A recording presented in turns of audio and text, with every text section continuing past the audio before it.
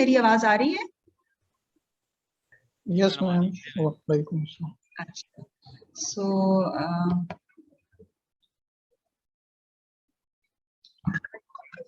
अच्छा, और मेरी स्क्रीन शेयर हो रही है? शेयर नहीं हो। अच्छा, करें, मैं स्क्रीन शेयर करती हूँ।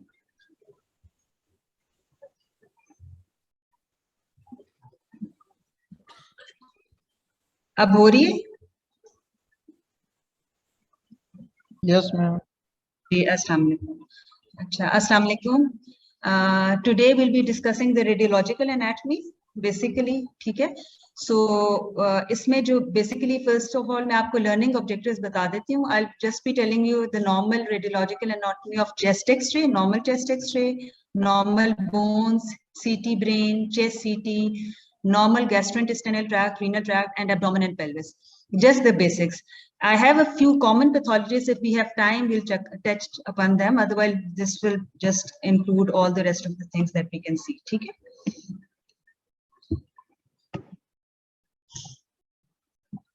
Okay. So we come to the first presentation now. Achha, so the first one that we'll do is normal chest X-ray. सबको नजर आ रहा है? Everyone can see? Yes ma'am. Yes ma'am. Ma'am screen wide कर दें, full screen कर दें। अच्छा, ठीक है। अब ठीक है?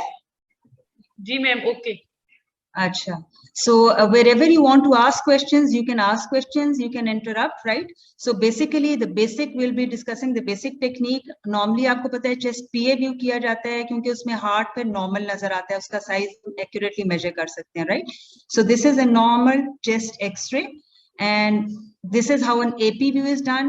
Chest PA जो है वो supine position, erect position में किया जाता है और वो normal हर cases में PA view किया जाता है ताकि heart size पे accurately comment हो. AP व्यू सिर्फ तब किया जाता है जब पेशेंट उठ ना सकता हो, लेटा हो और या बीमार हो या फिर बच्चों में, न्यूनेट्स में, right? So what are the difference between supine and PA view?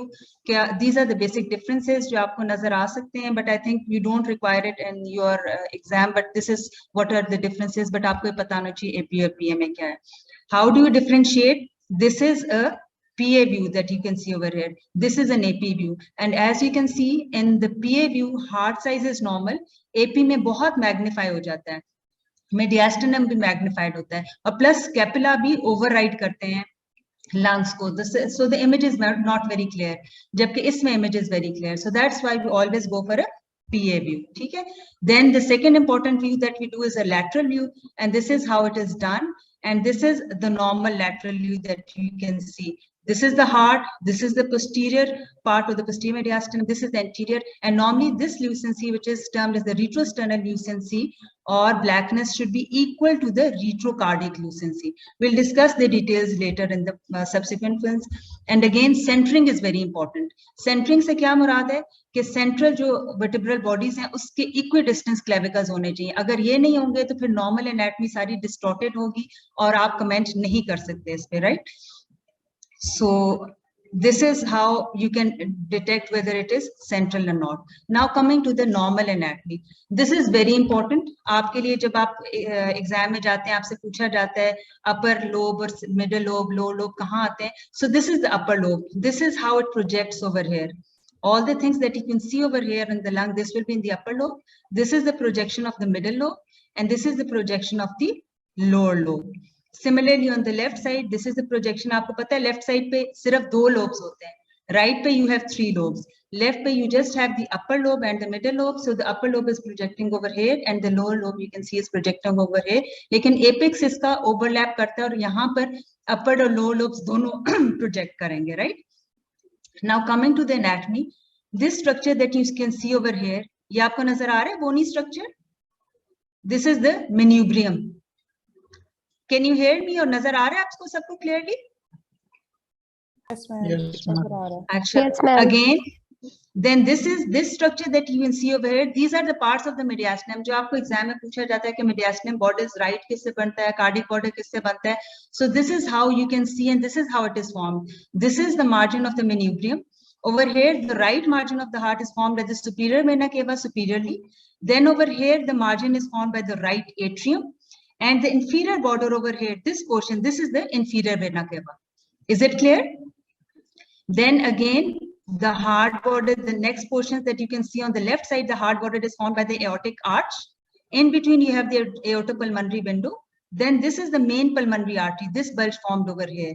And from here, then you have the left atrium, small portion, and the rest of all of the left cardiac border is formed by the left ventricle. ठीक है? और जो projections fissures की होती हैं, ये क्या नजर आपको? What is this fissure? Horizontal fissure, जो upper और middle lobe को separate करता है. And this is the oblique fissure on the right side, and this is the oblique fissure on the left side. बाकी structures जो आपको नजर आ रहे हैं, ये सारे outside the structures हैं. Like these are the ribs, and the anterior portion of the ribs is this. ठीक है? First rib anterior, second anterior, third anterior, fourth anterior, and these are the posterior margins of the same ribs. First rib, second rib, third rib, fourth rib, and posterior margins are higher up, ऊपर होते हैं, और inferior margins जो है lower down होते हैं, right? Then over here, this is the diaphragm, this is the subdiaphragmatic area, this is again the margin of the stomach, and this air bubble that you see here is the stomach bubble. This is the diaphragm outline, as you can see, and this angle that you see over here is the costophrenic angle between the costal cartilages or the ribs and the diaphragm. So it is called the costophrenic angle. There is another angle formed over here.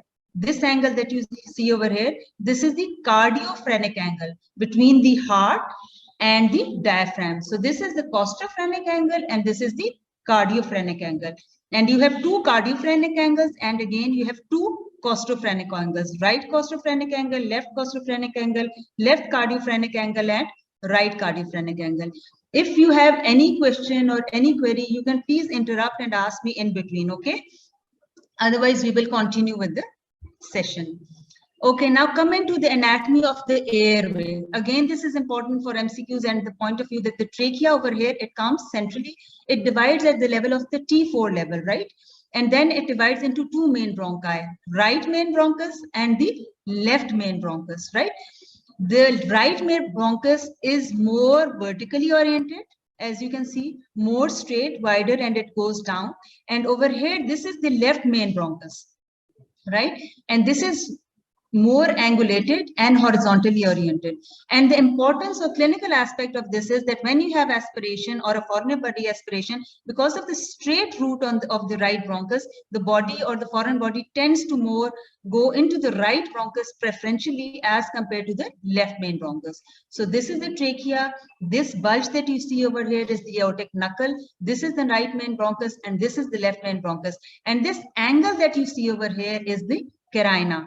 This is the division angle of the division, and normally this angle varies the angle range of this is between 60 to 75 degrees. But if it is more than 75 degrees, then that is seen in usually left atrial enlargement, in which the left main bronchus is elevated and this carinal angle increases. So this is again an MCQ that is given, and radiologically you can evaluate, and these are the things that you can memorize by looking at the images. Coming to the hilum, these are the two hilum, the right hilum and the left hilum. Important point regarding the hilar anatomy is that it should have an outer concave margin. This is normal, right? They should be equal in density, but normally the left hilum is higher than the right hilum because the left pulmonary artery is eparterial, it crosses over the bronchus, and this is hyparterial, it crosses anterior, and therefore the left hilum is higher in relation to the right hilum. Is it clear? If there is any increased in density, loss of this concavity with formation of convexity or lobulation, then that is abnormal, right? This is again, this is a relatively prominent hilum, and what are the normal hilar shadows formed by? Again, an MCQ question. It is formed by the pulmonary artery, pulmonary veins, and the hilar lymph nodes, right? So any enlargement of these three structures will lead to enlargement or prominent hilar shadow, right? Now, blunting of costophrenic angle is because of pleural fluid or fibrosis. which I'll show you a film if we have time. Now, how do we divide the lung zones? This is the upper zone above the second rib. Between the second to fourth rib, the anterior margins, you have the middle lung zone, and below the anterior margin of sixth rib, you have the lower lung zone. So you divide the lung into 3 zones, right? On the basis of imaging on the at the level of the rib levels, right? But again, just to know anatomy, that how do the lobes overshadow? This is how the upper lobe will be seen anteriorly. This is the part that will be shown by the right upper lobe. Then this is the part that will be seen in the right middle lobe. The pathologies of the right middle lobe will project in this part of the lung, lower lobe in this part of the lung. Then this is how the horizontal fissure is seen. This is how the oblique fissures are seen. The left one is left behind, to remember it. That is, it falls short of the right oblique fissure, right? Okay, then this is another accessory fissure, which is again an MCQ asked, and this is an azygous fissure. It is a normal variant, an anatomical variant, an accessory fissure, and it divides the upper lobe into an accessory lobe, which is called the azygous lobe. And the azygous vein lies in the floor or the lower inferior end of this azygous fissure. So you need to just remember this, and by image, probably you'll remember it, right? Then again, the right hemidiaphragm is slightly higher anteriorly because of the liver, and the left is lower down and is obscured because the heart lies right on top of it. But again, posteriorly, the right hemidiaphragm goes a bit posteriorly, while the left remains at the same level. So again, this is how you see it on the lateral view. Now coming to the anatomy of the heart, right? We've seen about the lung and the hyla. Now coming up to the anatomy of the heart. What are the things that you see in the heart? As we already discussed, superior vena cava forms the right heart border. Inferiorly, it is formed by the right atrium. Then the inferior heart border. This is the right cardiac border. The inferior heart border is formed partially by the right atrium. Then it continues by the right ventricle, and then further on it is continued by a small portion is continued by the left ventricle. The left cardiac border, then how is it formed? The left cardiac border is formed primarily by the left ventricle. A small portion is formed by the left atrial appendage, in fact, which is projecting anteriorly. Then you have the main pulmonary artery. Then this is the aorta, right? And in between this area that you have is the aortopulmonary window. And this area is important because enlarged lymph nodes usually develop in this area, and they cause a focal bulge in this area, which is abnormal, right? So this is a visual anatomy, and you need to know the cardiac borders, which again come in the MCQs. Now coming to the cardiac borders that you see, or the mediastinal borders that you see on the lateral view. So the anterior border of the heart is formed primarily by the right ventricle and superiorly by the pulmonary artery. And the mediastinal border, the anterior part, is formed by the ascending aorta and then by the arch of the aorta, right? The inferior border anteriorly is formed by the right ventricle, and posteriorly it is completed by the left ventricle.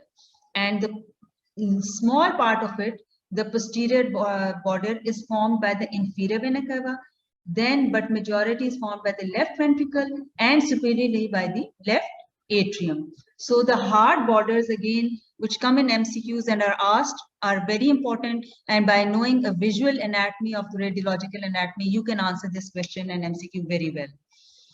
Okay, again, the same thing, we've already discussed it. We can see over here that this is the pulmonary artery, main pulmonary artery, which is dividing into the right and left branch, superior vena cava, atrium, and this is the tricuspid valve between the right atrium and the left ventricle. This is the left ventricle, and this portion that you see over here projecting, this is the right ventricle and this is the left ventricle. So again, this is the same anatomy, and you need to know this once you want to answer the questions in the MCQ.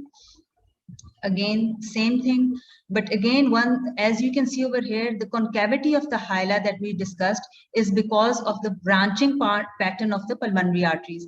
The upper pulmonary artery, upper lobe artery, divides and goes superiorly, and the lower artery divides at a concave angle. So that's why the outer margin is concave.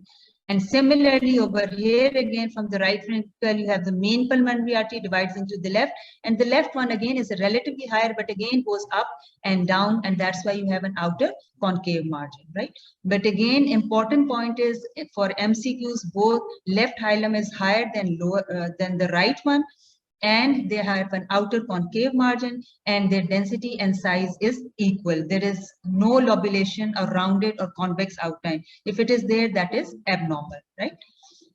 Again, aortic knuckle, which continues inferiorly as the descending aorta, we've already discussed it, and I've already told you the importance of the aortopulmonary window, which is a very important area. And as you can see over here, the mediastinal margins which were formed were the ascending aorta. Then this continues as the arch of aorta, and then it continues as the descending aorta, right? And over here you have the pulmonary artery dividing into the left pulmonary artery and the descending branch. And in between this area is the aortopulmonary window, which is very significant. It is normally concave outwards. Concave means like this. But if it becomes convex outwards, bulging, then that is abnormal and usually because of enlarged lymph nodes. Is there any question up till now, or it's very clear? No, ma'am. Clear. Okay. If you have any question or query, you can please ask or interrupt or in between, okay? Now, the first thing that we have discussed on the chest X-ray, normal radiological anatomy, was the lungs. Now, the second part that we're going to discuss, the second most important thing over here is the heart. And in the heart, usually that we comment on is basically the heart size, right? We can comment on the shape as well, but now as we have echocardiography, so you go for that and you see what anomaly is seen. But basically, you have to comment on the heart size. And how do you comment on the heart size, or how do you calculate the heart size? This is termed as the CT ratio or the cardiothoracic ratio. How do we calculate it, right? The cardiac ratio, first of all, we'll take the cardiac ratio. You draw a line in the midline, right? At the center of the vertebral bodies, right? And from here, the maximum bulge on the right side, you measure this distance, maximum bulge on the right cardiac border. Then the maximum bulge on the left cardiac border, you measure it from the midline and you add both of these up, right? A plus B. So this is the cardiac diameter. And how do you calculate the thoracic diameter? The maximum diameter width of the thorax, wherever it is maximum, you measure it, but from the inner margin of the rib, not the outer margin of the rib. As you can see over here, again, another important MCQ question. This is from the inner border of this rib to the inner border of the rib at the maximum transverse depth. So this is the maximum thoracic diameter. And by dividing this A plus B over C, you get the normal CT ratio or cardiothoracic ratio. And does anyone know what is the normal CT ratio? Anyone? 1/3. 1/3, it is around 50%. Okay? 1:2. Yes, 1:2. It's half. It should be 50% or less than that. Not more than that. If it is more than 50%, then you label it as cardiomegaly. But again, as I told you, this measurement can be done on an AP view or a PA view. Anyone? PA view. PA view. So that's why I require a PA view, because an AP view, if the patient is fat, the magnification will be more. So you will not have an accurate dimension of the cardiothoracic ratio. So you require a PA view to calculate it, right? Okay, so these are then coming on we've discussed the lungs, we've discussed the heart, we've discussed the lung zones, we've discussed the lung lobes, right? Now we're coming to the overlying structures that are the bony structures and the soft tissues that we see over here, right? So what are the bony structures and soft tissues that we see? You see the vertebral bodies, which are posteriorly, but again, they project in the same view. So you see overshadowing that. You see the manubrium and the sternum, which is outlined like this. And then you see the ribs. And as you can see by this yellow outline over here, this is the posterior end of the rib, which is higher up and posterior. And then it goes down and the anterior end is more anterior and lower down in position, right? So this is the outline. So you can see the manubrium, you can see the sternum, you can see the ribs. Then again, you can see the clavicles, which are projecting over here, and you can see the scapula as well. We'll discuss it in the next films, the clarity of the scapula. And on the lateral, what are the things that you can see? Again, the sternum anteriorly and the vertebral bodies posteriorly. This is the vertebral body. These are the pedicles. And from here, you can see the ribs are originating from the forming costovertebral joints, and then the ribs you can see passing laterally over here. On the soft tissues, what are the soft tissues that you can see? You can see the overshadowing neck soft tissues of the breast in case of female patient, and again skin folds and muscles are overshadowing over here. So these are the things that you look over here, right? Again, the same things we've already discussed, the bronchus and horizontal fissure. I'll not go into the details. We've already discussed this. If anyone has any query or questions, so most welcome, we can again discuss the same thing. Otherwise, we'll move on to the next thing. Now, again, coming to the lateral view, what are the things that you see on the lateral view, right? Excuse me, please, there's one request. Sorry? Last slide, dobara dikha de. Ji, please. From Dr. Javeria. Ji. उन्होंने chat box में लिखा है. अच्छा, ये वाली slide, doctor साहब? उन्होंने पता नहीं कहाँ लास्ट स्लाइड हो कौन सी थी तो मेरी भी अभी नजर पड़ी. मैम वो बॉर्डर्स वाली, मैम कार्डिक बॉर्डर्स वाली, कार्डिक बॉर्डर्स वाली. जी जी.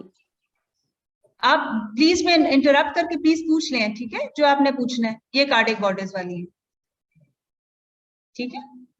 Yes, these are important regarding MCQ जो आपको आता है ना, तो उसमें borders, zones, lobes कहाँ overshadow करते हैं. It's important. Thank you. Okay. Now, so this is just a repetition of the same thing. Again, lateral view, what are the things that you see? Again, the heart is over there, right? And these two structures, I'll show you. Again, we discussed that what is the right and left hemidiaphragm. Again, the higher one over here that you see is the right one. The lower one over C anteriorly is the left one. So you can identify the right and left on the lateral view. So this is annotation so that you can identify what it is. And again, these structures that you see over here, these are the overshadowing scapula. This structure that you see over here is the trachea, and this is the hyla or the vessels which are overshadowing. So again, an important thing that you have to see and comment is the retrosternal air space and the retrocardiac air space. The density of these air spaces or the lucency should be equal. This, if there is any increased opacity or whiteness in this area or in this area, this means that this is abnormal. So the blackness over here needs to be maintained and equal in this area and in this area, which is the retrosternal and the retrocardiac area. Is it clear? So again, this is an important question which is asked and you can tell about it. And again, we've already discussed the, as you know, the borders. So anteriorly, we have the right ventricle and posteriorly, you have the left atrium superiorly and the left ventricle inferiorly, right? So again, the important lateral landmarks, this line, thin line that you see over here is the oblique fissure. And this thin line that you see over here, passing anteriorly over here till this area, this is the horizontal fissure. And in between these two structures, this is the middle lobe, right? And superior to this over here, this is the upper lobe. And this whole posterior to the oblique fissure, this is the lower lobe on the lateral view, how it is projecting. Is it clear? Then these folds that you see over here is the axillary fold. This shadow that you see over here is of the aortic arch, and this is then the tracheal lucency.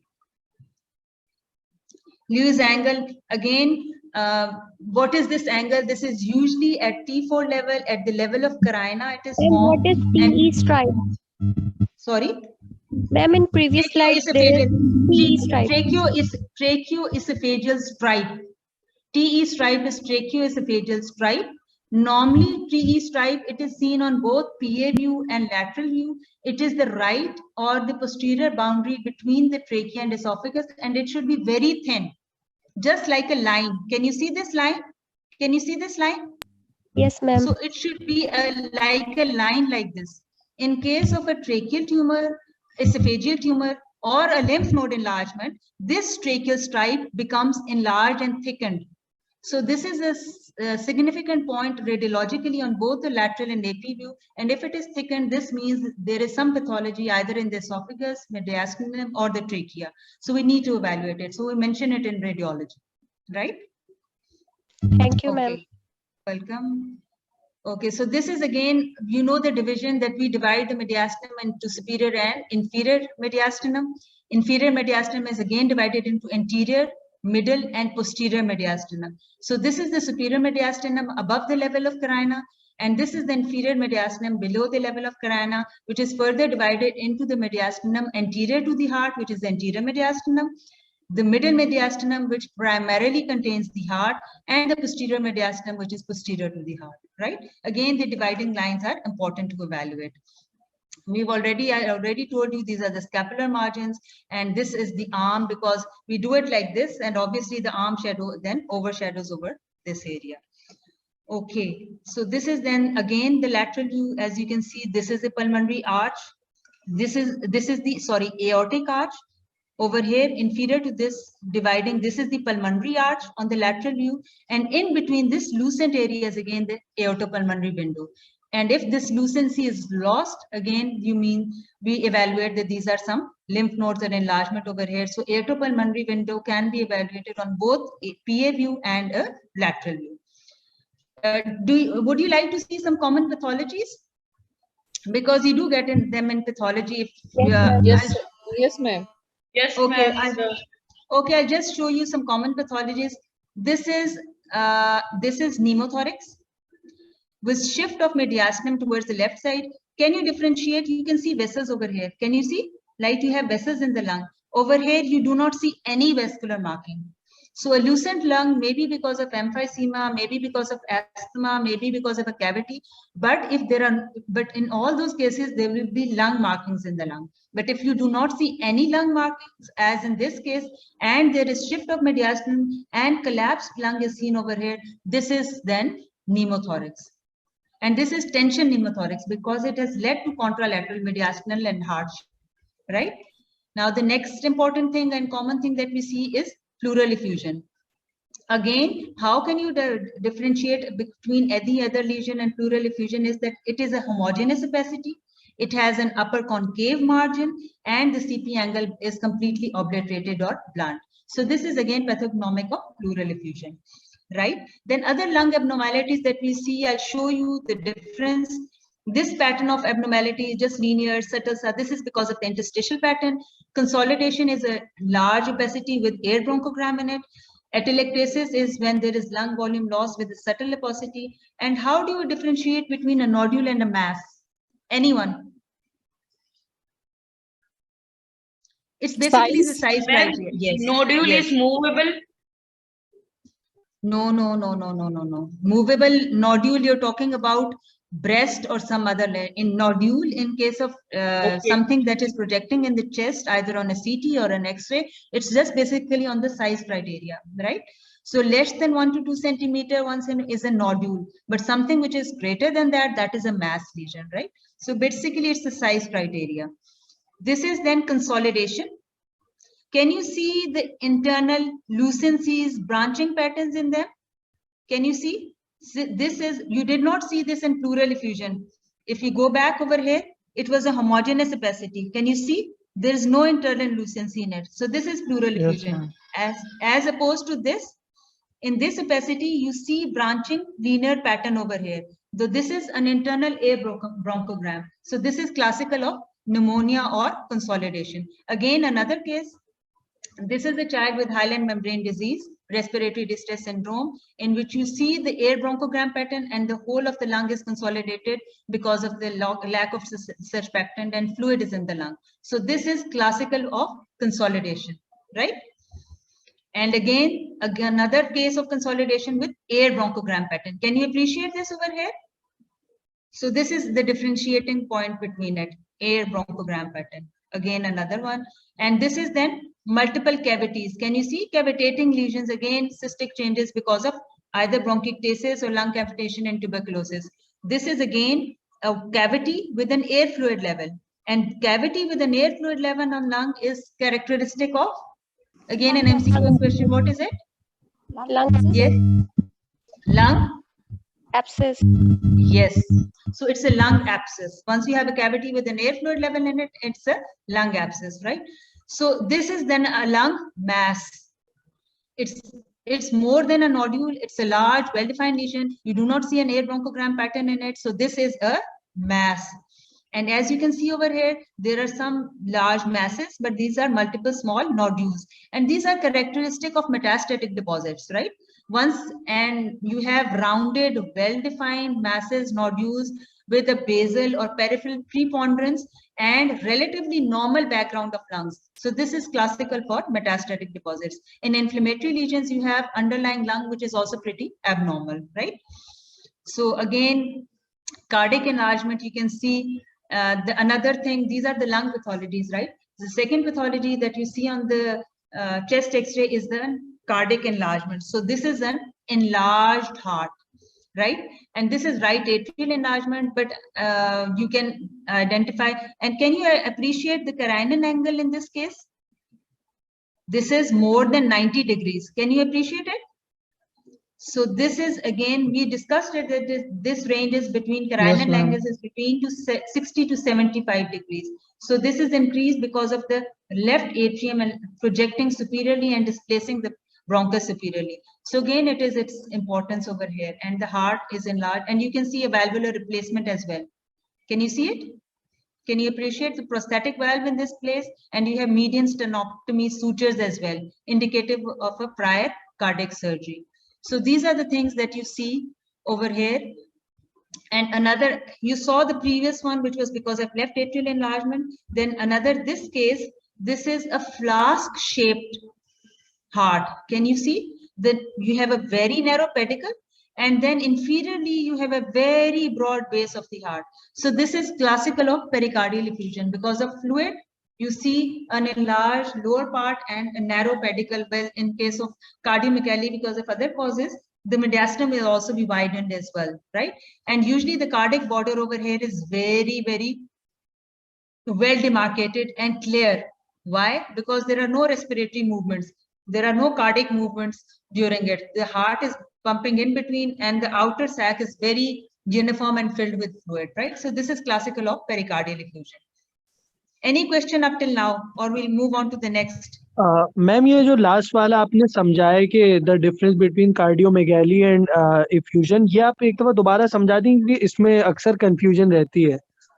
अच्छा, एक तो बच्चे मैं आपको समझा तो देती हूँ, लेकिन इसमें सबसे इम्पोर्टेंट बात ये है कि आपने जो important exam point of view से इम्पोर्टेंट है ना, उसमें सिर्फ ये है कि पेरिकार्डियल इफ्यूजन में ये होता है कि पेरिकार्डियल इफ्यूजन में आपकी जो बेस है ना हार्ट की, वो बड़ी हो जाती है। पेडिकल ऊपर नैरो ही जा जाता है, अपर पार्ट, क्योंकि फ्लूइड तो नीचे आ जाता है ना सारा। जब इरेक्ट पोस्चर में आप करेंगे तो पानी नीचे आ जाएगा। अगर कार्डियोमेगाली होगी तो हार्ट पूरा एनलार्ज होगा, वो नीचे से ऊपर तक एक जैसा ही एनलार्ज होगा। आपको समझ आ रही है मेरी? तो इस वजह से इसको जो पेरिकार्डियल इफ्यूजन वाला है जो हार्ट है ना, इसको आप फ्लास्क शेप्ड हार्ट कहते हैं। जिसका फ्लास्क होता है ना कि नीचे से ऐसे घड़ा बड़ा सा और ऊपर से बिल्कुल narrow, so it's like that. So this is the shape which is termed for pericardial effusion, flask-shaped heart. ठीक है? Any question? Thank you so much, ma'am left atrial enlargement को जो आपने बताया मैम, वो कैसे अप्रिशिएट करेंगे? सॉरी, लेफ्ट एट्रियल एनलार्जमेंट के बहुत सारे फैक्टर्स होते हैं। एक तो डबल डेंसिटी शैडो होता है कि हार्ट के आगे लेफ्ट एट्रियम पीछे से एनलार्ज होता है, और तो राइट एट्रियम का शैडो जो नॉर्मल हार्ट शैडो होता है राइट एट्रियम से बनता है, वो आगे रहता है, और पीछे वाला शैडो लेफ्ट एट्रियम का एनलार्ज होके आगे आ जाते थे। इसको डबल डेंसिटी शैडो कहते हैं। एक मार्जिन, एक टाइप ये होती है। फिर उसके बाद पल्मोनरी आर्टरी जो बे होती है, क्योंकि ये खत्म हो जाती है तो ये थोड़ी सी प्रोमिनेंट और पूरी हो जाती है, इस वजह से ये आपको स्ट्रेटनिंग बॉर्डर की मिल जाती है लेफ्ट साइड पे। Then you have widening of the carinal angle, the angle which is normally 60 to 70, जिसमें इसमें आपको देख रहे हैं, this is more than 90 degrees. It is because the left atrium posteriorly is pushing the left bronchus upwards and therefore widening the carinal angle. Is it clear? लेकिन आजकल में मतलब जब आपको कार्डियोपैथोलॉजी मिलती है तो you go for echocardiography, right? Which is a non-invasive technique, और फिर आपको वो सब चीजों में differentiate कर देता है। But yes, at your point of view, इतना आपको differentiation करना आना चाहिए। Yes ma'am, thank you. Welcome. Okay, then we go to the other one. Achha. So we come, do you want me to go to the chest CT along, because we're doing chest, तो हम chest साथ ही खत्म कर लेते हैं, I think, right? Okay, ma'am. So again, ठीक है, so we'll complete the chest, the anatomy of the chest CT of the lungs, lung pulmonary segments, and then we come to the mediastinum, right? So कितने lung segments होते हैं बच्चों, right left के? Anyone? ठीक है, it needs to be interactive. अगर खाली मैं ही बोलती रहूंगी तो फिर आपको कुछ नहीं याद रहेगा, ना समझ आएगी. You need to be there. जी, anyone please? जी, इफ्रा? मैम 12 मुझे याद आ रहा है, इसीलिए मैं गलत याद आ रहा है, गलत याद आ रहा है. Anyone else? क्योंकि जब आप बोलेंगे मैं बताऊंगी ना, फिर आपको याद रहेगा. मैम 10 सेगमेंट्स होते हैं. राइट, बोथ साइड्स पे, दोनों साइड्स पे 10 होते हैं डॉक्टर साहब? मैम लेफ्ट पे 8 होते हैं, राइट पे 10 होते हैं. Yes yes, very good. Right पे 10 लंग सेगमेंट्स होते हैं, लेफ्ट पे यू हैव 8 लंग सेगमेंट्स. ठीक है, राइट पे जो 10 लंग सेगमेंट्स हैं उनमें अपर लोब में you have apical, anterior and posterior. Then you have a middle lobe जिसमें medial and lateral segments हैं. I'll show you here. ठीक है, apical, anterior and posterior segments. Then you have, this is the right lobe segments. Then this is the medial and the lateral segments. और inferior जो segments होते हैं उनके basically superior apical segment होते हैं, और apical segment के बाद एक anterior basal, lateral basal, posterior basal और medial basal segments होते हैं. 4 basal segments होते हैं और एक apical segment होता है. On the left side, how is it differentiated? Basically left side पे क्या होता है कि left side पे apico posterior मिलके एक ही segment बनाते हैं. ठीक है, the apical and the posterior is united and it forms a single apico posterior segment, and you have an anterior segment. और आपको पता है left पे middle lobe नहीं होता, तो upper lobe के जो दो segments middle lobe के होते हैं वो अपर लोब के सेगमेंट्स बना लेते हैं, which is termed as the superior lingular and inferior lingular segment. ठीक है, और जो लोअर लोब होते हैं उसके सेगमेंट्स उसी तरह होते हैं, एक्सेप्ट फॉर के एपिकल सेगमेंट उसी तरह है. एंटीरियर बेसल और मीडियल बेसल सेगमेंट्स मिलकर एक सेगमेंट बना लेते हैं, which is एंट्रोमीडियल बेसल सेगमेंट. फिर लैटरल बेसल, पोस्टीरियर बेसल जो है उसी तरह होता है. Is it clear? I'll show you in the next slide as well. ये समझ आ रहा है? ये लोब्स. अब ये हम सीटी की एनाटमी पे आ गए.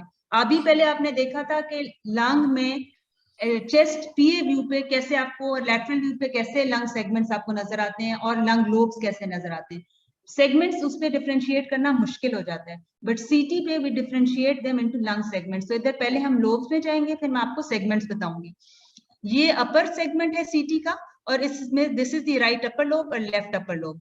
फिर लोअर, ये हार्ट से अबव लेवल पर है. अगेन अनदर एमसीक्यू पॉइंट, ये हार्ट से ऊपर लेवल पे आपका अपर लोब्स आ रहे हैं. ठीक है, once you come to the level of the heart, फिर क्या आता है, राइट साइड पे अब एंटीरियरली मिडल लोब आ जाएगा और नीचे जो है लोअर लोब आ जाएगा हार्ट के लेवल पे, और लेफ्ट साइड पे lingular segments of upper lobe आएंगे एंड लेफ्ट लोअर लोब आ जाएगा. Is it clear? ये समझ आ रही है आपको बात? अब इसी तरह अब राइट साइड पे जब आप देख रहे हैं तो ये हॉरिजॉन्टल फिशर है. हॉरिजॉन्टल फिशर के ऊपर अपर लोब है, हॉरिजॉन्टल फिशर के नीचे ऑब्लिक फिशर के एंटीरियरली मिडल लोब है, और ऑब्लिक फिशर के पोस्टीरियरली जो है लोअर लोब है. Is it clear? और लेफ्ट साइड पे ऑब्लिक फिशर ही होता है, हॉरिजॉन्टल नहीं होता. तो हॉरिजॉन्टल ऑब्लिक फिशर के एंटीरियरली अपर लोब होता है और पोस्टीरियरली लोअर लोब होता है. बच्चे समझ आ रही है? क्लियर है कि नहीं? ठीक है, और सिमिलरली एंटीरियर सेगमेंट पे अपर लोब है, मिडल लोब है एंड लोअर लोब है. And you over here you can see, so ये आपको थोड़ा सा सीटी पे भी आइडिया हो जाता है. हार्ट के लेवल से आप याद रखें कि हार्ट से ऊपर अपर लोब्स है, हार्ट से नीचे फिर लोअर लोब आता है, और हार्ट के लेवल पे अपर लोब, राइट साइड पे मिडल लोब आता है आगे की तरफ, और पीछे की तरफ लोअर लोब आता है, और लेफ्ट साइड पे जो है अपर लोब के लिंगुलर सेगमेंट्स आ जाते हैं एंटीरियरली, और पोस्टीरियरली लोअर लोब आ जाता है.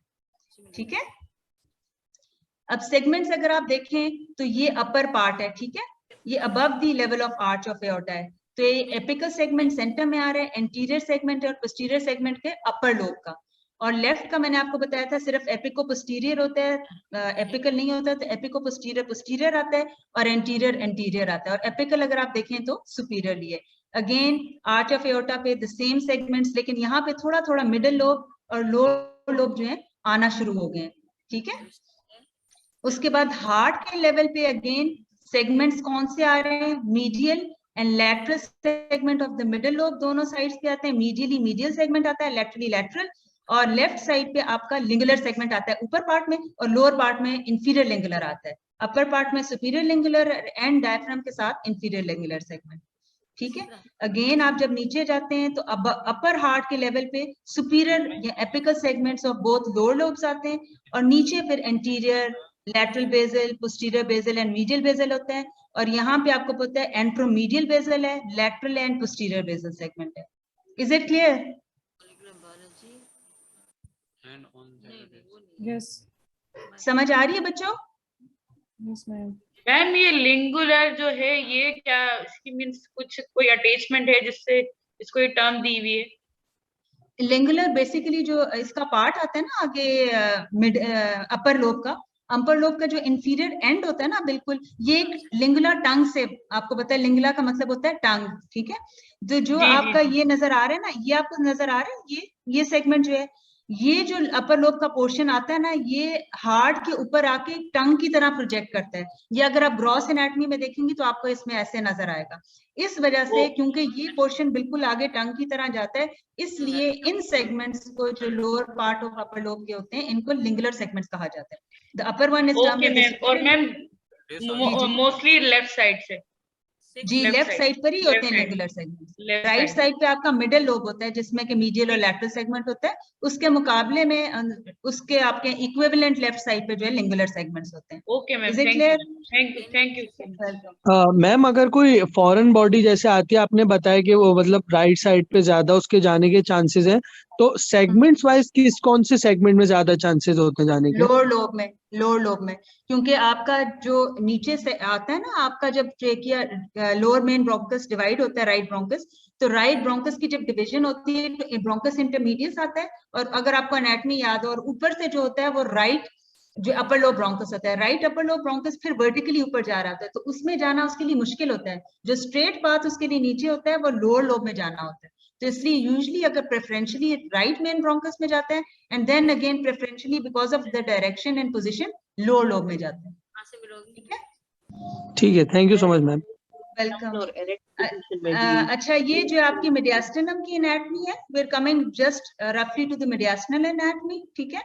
ये हम स्टडी करेंगे first above the level of heart, और then will go to the level of heart, और फिर मैं आपको कार्डिक एनाटॉमी भी बता दूंगी सीटी पे थोड़ी सी, ठीक है।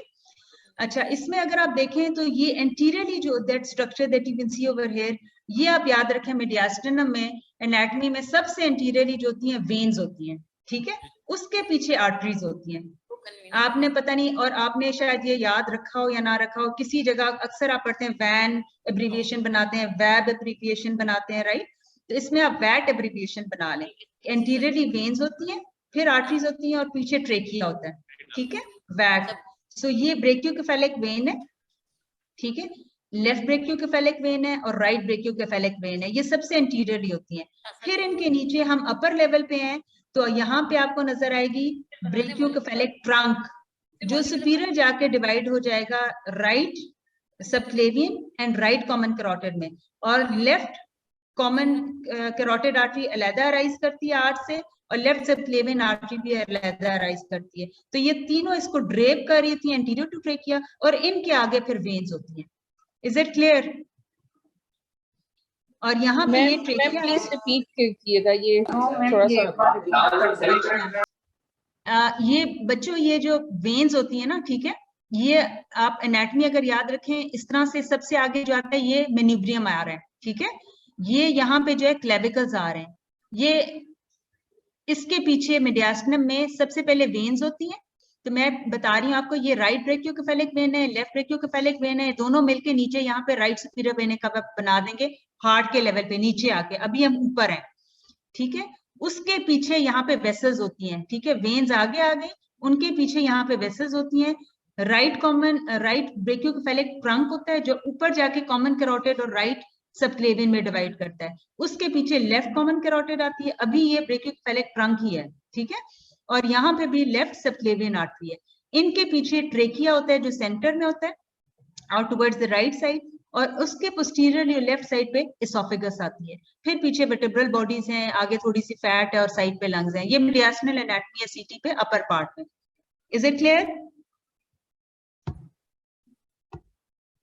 ठीक है, अब ये बच्चों हम नीचे आ रहे हैं, ठीक है, ऊपर से हम नीचे आ रहे हैं।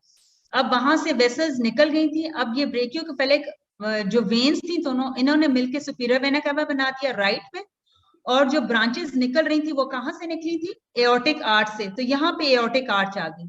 Is this clear? यहाँ पे ट्रेकिया ही है, यहाँ पीछे एसोफेगस होगी, और ये प्री वेस्कुलर स्पेस होता है। यहाँ पे बच्चों में थाइमस आता है जो कि बड़ा प्रोमिनेंट और इनलार्ज हो सकता है, लेकिन एडल्ट्स में आफ्टर 4 to 7 years वो रिग्रेस कर जाता है। तो यहाँ पे आपको मीडियास्टिनम में कुछ नहीं मिलना चाहिए except for subtle amount of soft tissue and fat, लेकिन अगर वो ज्यादा हो तो we think of a thymoma और some tumour in this area या लिम्फोमा, ठीक है। So this is the aorta. उसके बाद आप फर्दर नीचे आते जाएं तो एओर्टा जो है यहाँ से जब निकली ये असेंडिंग एओर्टा हुई, और फिर आर्च बन के यहाँ पे नीचे अब डिसेंडिंग थोरेसिक एओर्टा होगी, और ये कराइना का लेवल आ गया where the trachea is dividing into right main bronchus and left main bronchus. ये सुपीरियर वेना कैवा है, और यहाँ पे पोस्टीरियरली जो है एजाइगस वेन है जो कि ड्रेन करेगी एजाइगस आर्च के through superior vena cava. Is it clear? अब इससे नीचे लेवल पर आ जाएं तो एओर्टा और एओर्टा इधर ही है, कैराइनल एंगल डिवाइड हो गया, सुपीरियर वेना कैवा है। यहाँ पे फिर पल्मोनरी आर्टरी आ गई, left main pulmonary artery vessel, ठीक है, और इसी तरह यहाँ पे फिर एसोफेगस है ट्रेकिया के ब्रोंकस के पीछे। यहाँ पे carina the same anatomy is repeated, azygos vein यहाँ पे चली गई है, और यहाँ पे अगर आप देखें तो मेन पल्मोनरी आर्टरी आ गई but just above the heart level, ठीक है। अब हार्ट इसके बाद आ जाएगा एक्सक्यूज मी। तो ये पल्मोनरी आर्टरी है, एओर्टा है, और पल्मोनरी आर्टरी जो है राइट पल्मोनरी आर्टरी, और हमने पहले क्या किया था? लेफ्ट हाइलम ऊंचा था कि लेफ्ट राइट हाइलम ऊंचा था? कौन सा हाइलम ऊंचा था? Right right. चलो Right was सारा रात रोए तो सुलेखा औरत थी कि मरती हैं। लेफ्ट मैम, लेफ्ट हाइलम ऊपर था, left hilum. Left hilum is higher. So similarly CT में अगर आप देखो लेफ्ट पल्मोनरी आर्टरी पहले आना शुरू हो गई है, नजर आ रही है आपको? ये लेफ्ट पल्मोनरी आर्टरी आ रही है, ये लेफ्ट पल्मोनरी आर्टरी, हम ऊपर से नीचे आ रहे हैं, ठीक है, क्रॉस सेक्शन एनाटॉमी में। ये लेफ्ट पल्मोनरी आर्टरी है, ये मेन पल्मोनरी आर्टरी आई, और राइट पल्मोनरी आर्टरी कहाँ आई? नीचे लेवल पे। तो इसीलिए right hilum is lower and left hilum is higher in position, ठीक है। और ये फिर azygos venous, so this is the same anatomy. अब coming to the cardiac anatomy, this is again important. Although आप जब एनाटॉमिकली पढ़ते हैं ना तो आप पढ़ते हैं राइट हार्ट और लेफ्ट हार्ट, बट हम रेडियोलॉजिस्ट जो हैं इसको कहते हैं anterior heart and posterior heart. किस लिए? कि हम जो है राइट साइड ऑफ जो हार्ट आपको राइट पे जो कह रहे हैं वो बेसिकली सारा राइट एट्रियम और वेंट्रिकल ज्यादा एंटीरियरली होता है, और लेफ्ट एट्रियम और लेफ्ट वेंट्रिकल पोस्टीरियरली होता है। ये देखिए आप, ये कहने को राइट हार्ट है लेकिन this is more anterior, right on the right side भी है but it is more anterior rather than posterior. तो पोजीशन कैसे होती है? राइट एट्रियम ये आ रहा है anteriorly and to right side, left ventricle यहाँ आ रहा है, लेफ्ट वेंट्रिकल राइट एट्रियम के राइट वेंट्रिकल के पीछे है, और फिर लेफ्ट एट्रियम राइट एट्रियम के पोस्टीरियरली है, right. So right is more anterior and left side of heart is more posterior. Is it clear? Yes ma'am. Yes चले अब फिर टीटी एनाटॉमी चेस्ट की आपकी हो गई है। हम नॉर्मल थोड़ा सा आपको ब्रेन की बोन की एनाटॉमी बता देती हूँ, अगेन बेसिक एनाटॉमी थोड़ी बहुत, ताकि फिर उसके बाद बाकी आपको जो है ना ब्रेन की एनाटॉमी और रफ रेडियोलॉजिकल एनाटॉमी बता दें। अच्छा, एक तो ये पार्ट्स आपको बच्चों थोड़े बहुत पता होने चाहिए, ठीक है। ये जो पार्ट होती है बोन की जो बिल्कुल जॉइंट के साथ होती है एपिफिसिस होती है, ठीक है। ये जो आपको नजर आ रही है ना, ये मैंने डायग्रामेटिक बनाई हुई but I will explain on this one, ठीक है। ये जो लाइन आपको नजर आ रही है ना, ये एपिफिजियल प्लेट है, ये एपिफिजियल कार्टिलेज है, ठीक है।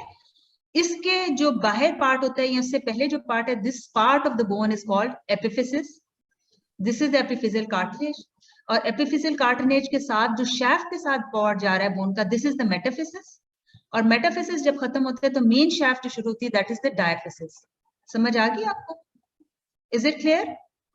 एपिफिसिस, epiphyseal plate और epiphyseal cartilage, then metaphysis and then the diaphysis. और कई बात एपिफिसिस के आगे से फर्दर जो प्रोजेक्शन होती है, जैसे टिबियल एपिफिसिस कहते हैं, ये स्मॉल प्रोजेक्शन होती है जो एक्सेसरी ऑसिकल है, यहाँ पे एक्सेसरी ऑसिफिकेशन सेंटर है, तो ये आप कहते हैं. बट अगेन ये parts of bone are very important, you should know it. और जब ये यूनाइट हो जाती है एपिफिसियल कार्टिलेज, ये ग्रोइंग एज में होती है. जब ये खत्म हो जाती है तो फिर सिर्फ एपिफिसिस मेटाफिसिस आप वैसे कर सकते हैं, but this plate does not remain. ये ग्रोथ का निशान है, यहाँ से बोन ग्रो करती है. ठीक है. अगेन आप इस पे अगर देखें तो ये जो स्ट्रक्चर्स हैं ये सारे सॉफ्ट टिश्यूज हैं. एक्सरे पे हम सॉफ्ट टिश्यूज में कार्टिलेज है, मसल है, हम इसमें डिफरेंशिएट नहीं कर सकते. बट वैसे आपको पता है कि ये जो है जॉइंट स्पेस है पूरी, इसके अंदर मेनिस्काई होते हैं, यहाँ पे जॉइंट फ्लूइड होता है, साइनोवियल फ्लूइड होता है, और जो आर्टिकुलर सरफेस होती है वो कार्टिलेज से कवर्ड होती है, हाइलाइन कार्टिलेज से. ठीक है. और बाकी जो है ये एपिफिसिस वगैरह हम पहले बता चुके हैं. और बाहर इसके लिगामेंट, पहले तो जॉइंट कैप्सूल होता है, जो नी जॉइंट कैप्सूल होता है, उसके बाहर यू हैव वेरियस लिगामेंट्स जो इसके साथ अटैच होते हैं, और उसके बाहर फिर आपके मसल्स और बाकी स्ट्रक्चर्स अटैच होते हैं. Is it clear? समझ आ गई बच्चों? अच्छा. अब इसमें जो बोन के पार्ट्स होते हैं ना बच्चे, बोन इटसेल्फ, उसके स्ट्रक्चर जो होते हैं उसके दो पार्ट्स होते हैं. जो आउटर होती है दैट इज कॉम्पैक्ट बोन, और उस that forms the cortex of the bone. ठीक है. जो इनर बोन होती है दैट इज कैंसलस बोन. ये हिस्टोलॉजिकली मैं आपको बता रही हूँ कि वो कॉम्पैक्ट बोन होती है, थिक होती है, स्ट्रॉन्ग होती है, और वो कॉर्टेक्स बनाती है.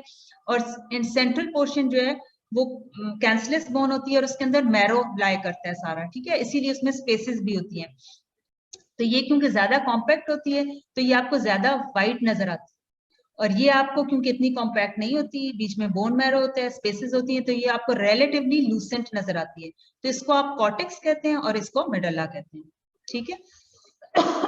एक्सरे जब करते हैं कहीं तो एक्सरे का क्या इफेक्ट होता है? एक कॉर्टेक्स क्या चीज बता रही, कोई चीज एक्सरे पे व्हाइट नजर आती है तो क्यों नजर आती है, और ब्लैक नजर आती है तो क्यों नजर आती है? एनीवन? ब्लैक जो नजर वाइट डेंस होती है ज्यादा. अगर एक एक्सरे फिल्म में लूं और उसका एक्सपोजर कर दूं मैं, और बीच में कोई चीज भी ना रखूं मैं, वो फिल्म कैसी आएगी? मैडम डेंसिटी होमोजेनस ब्लैक आएगी, व्हाइट आएगी, कैसी आएगी? ब्लैक आएगी. ठीक है. क्योंकि the effect of X-rays on an X-ray film is to produce blackening, या ऑप्टिकल डेंसिटी प्रोड्यूस करती है. ठीक है. तो जितनी आप, अगर एक फिल्म को मैंने एक्सपोज किया जिसमें कुछ भी नहीं था, पूरी ब्लैक होगी. अब जितना कोई किसी एक्सरे को रोकेगा उतनी वो उस जगह व्हाइट करेगा ज्यादा. समझ आ रही है आपको? अब ये क्योंकि डेंस ज्यादा है इसने ज्यादा एक्सरेज को रोक दिया. यहाँ जहां बोन के बीच में फिबुला और ये है ना, टिबिया और फिबुला बने हुए, ये टिबिया और फिबुला के बीच में प्यूरी ब्लैक होगी. क्यों? क्योंकि यहाँ पे बोन ही थी, सिर्फ सॉफ्ट टिश्यूज थे, मसल्स हैं, वेसल्स हैं, लिगामेंट्स हैं, तो उन्होंने इतना एक्सरेज को नहीं रोका, ब्लैक होगी. इसने सबसे ज्यादा रोका तो बहुत व्हाइट होगी, और इसने उससे कम रोका तो ये इन बिटवीन डेंसिटी है इसके और इसके. Is it clear? ये समझ आ गई आपको? ये भी कई दफा पूछते हैं एग्जाम में, तो आपको पता होना चाहिए कि डेंसिटी क्या इफेक्ट होता है, क्या डेंसिटी डिफरेंसेस होते हैं. ठीक है. बाकी अगेन ये मेटाकार्पस का आपको पता है, नेक, हेड है, नेक है, शाफ्ट है, और फिर जो इसका प्रॉक्सिमल पार्ट होता है वो बेस होता है. ठीक है. अगेन फिबुला का पार्ट है ये तो फ्रैक्चर भी है फिबुला का, लेकिन एनीवे ये फिबुला का लोअर एंड होता है, इसको लैटरल मेलियोलस करते हैं. ये टिबिया का लोअर एंड है, दिस इज द मीडियल मेलियोलस. ये फिर एंकल जॉइंट है, ये टेलर डोम है, टेलस का बनाता है. तो बेसिकली एंकल जॉइंट जो है टिबिया, फिबुला और टेलस बोन के बीच में बनता है. Then this is lateral. Sorry. Ma'am, sorry to interrupt. Can you please repeat the last slide? अच्छा. ठीक है. Okay, ma'am. Thank you. ठीक है. और इसमें ये जॉइंट बन रहा है, ये कौन सा जॉइंट होगा?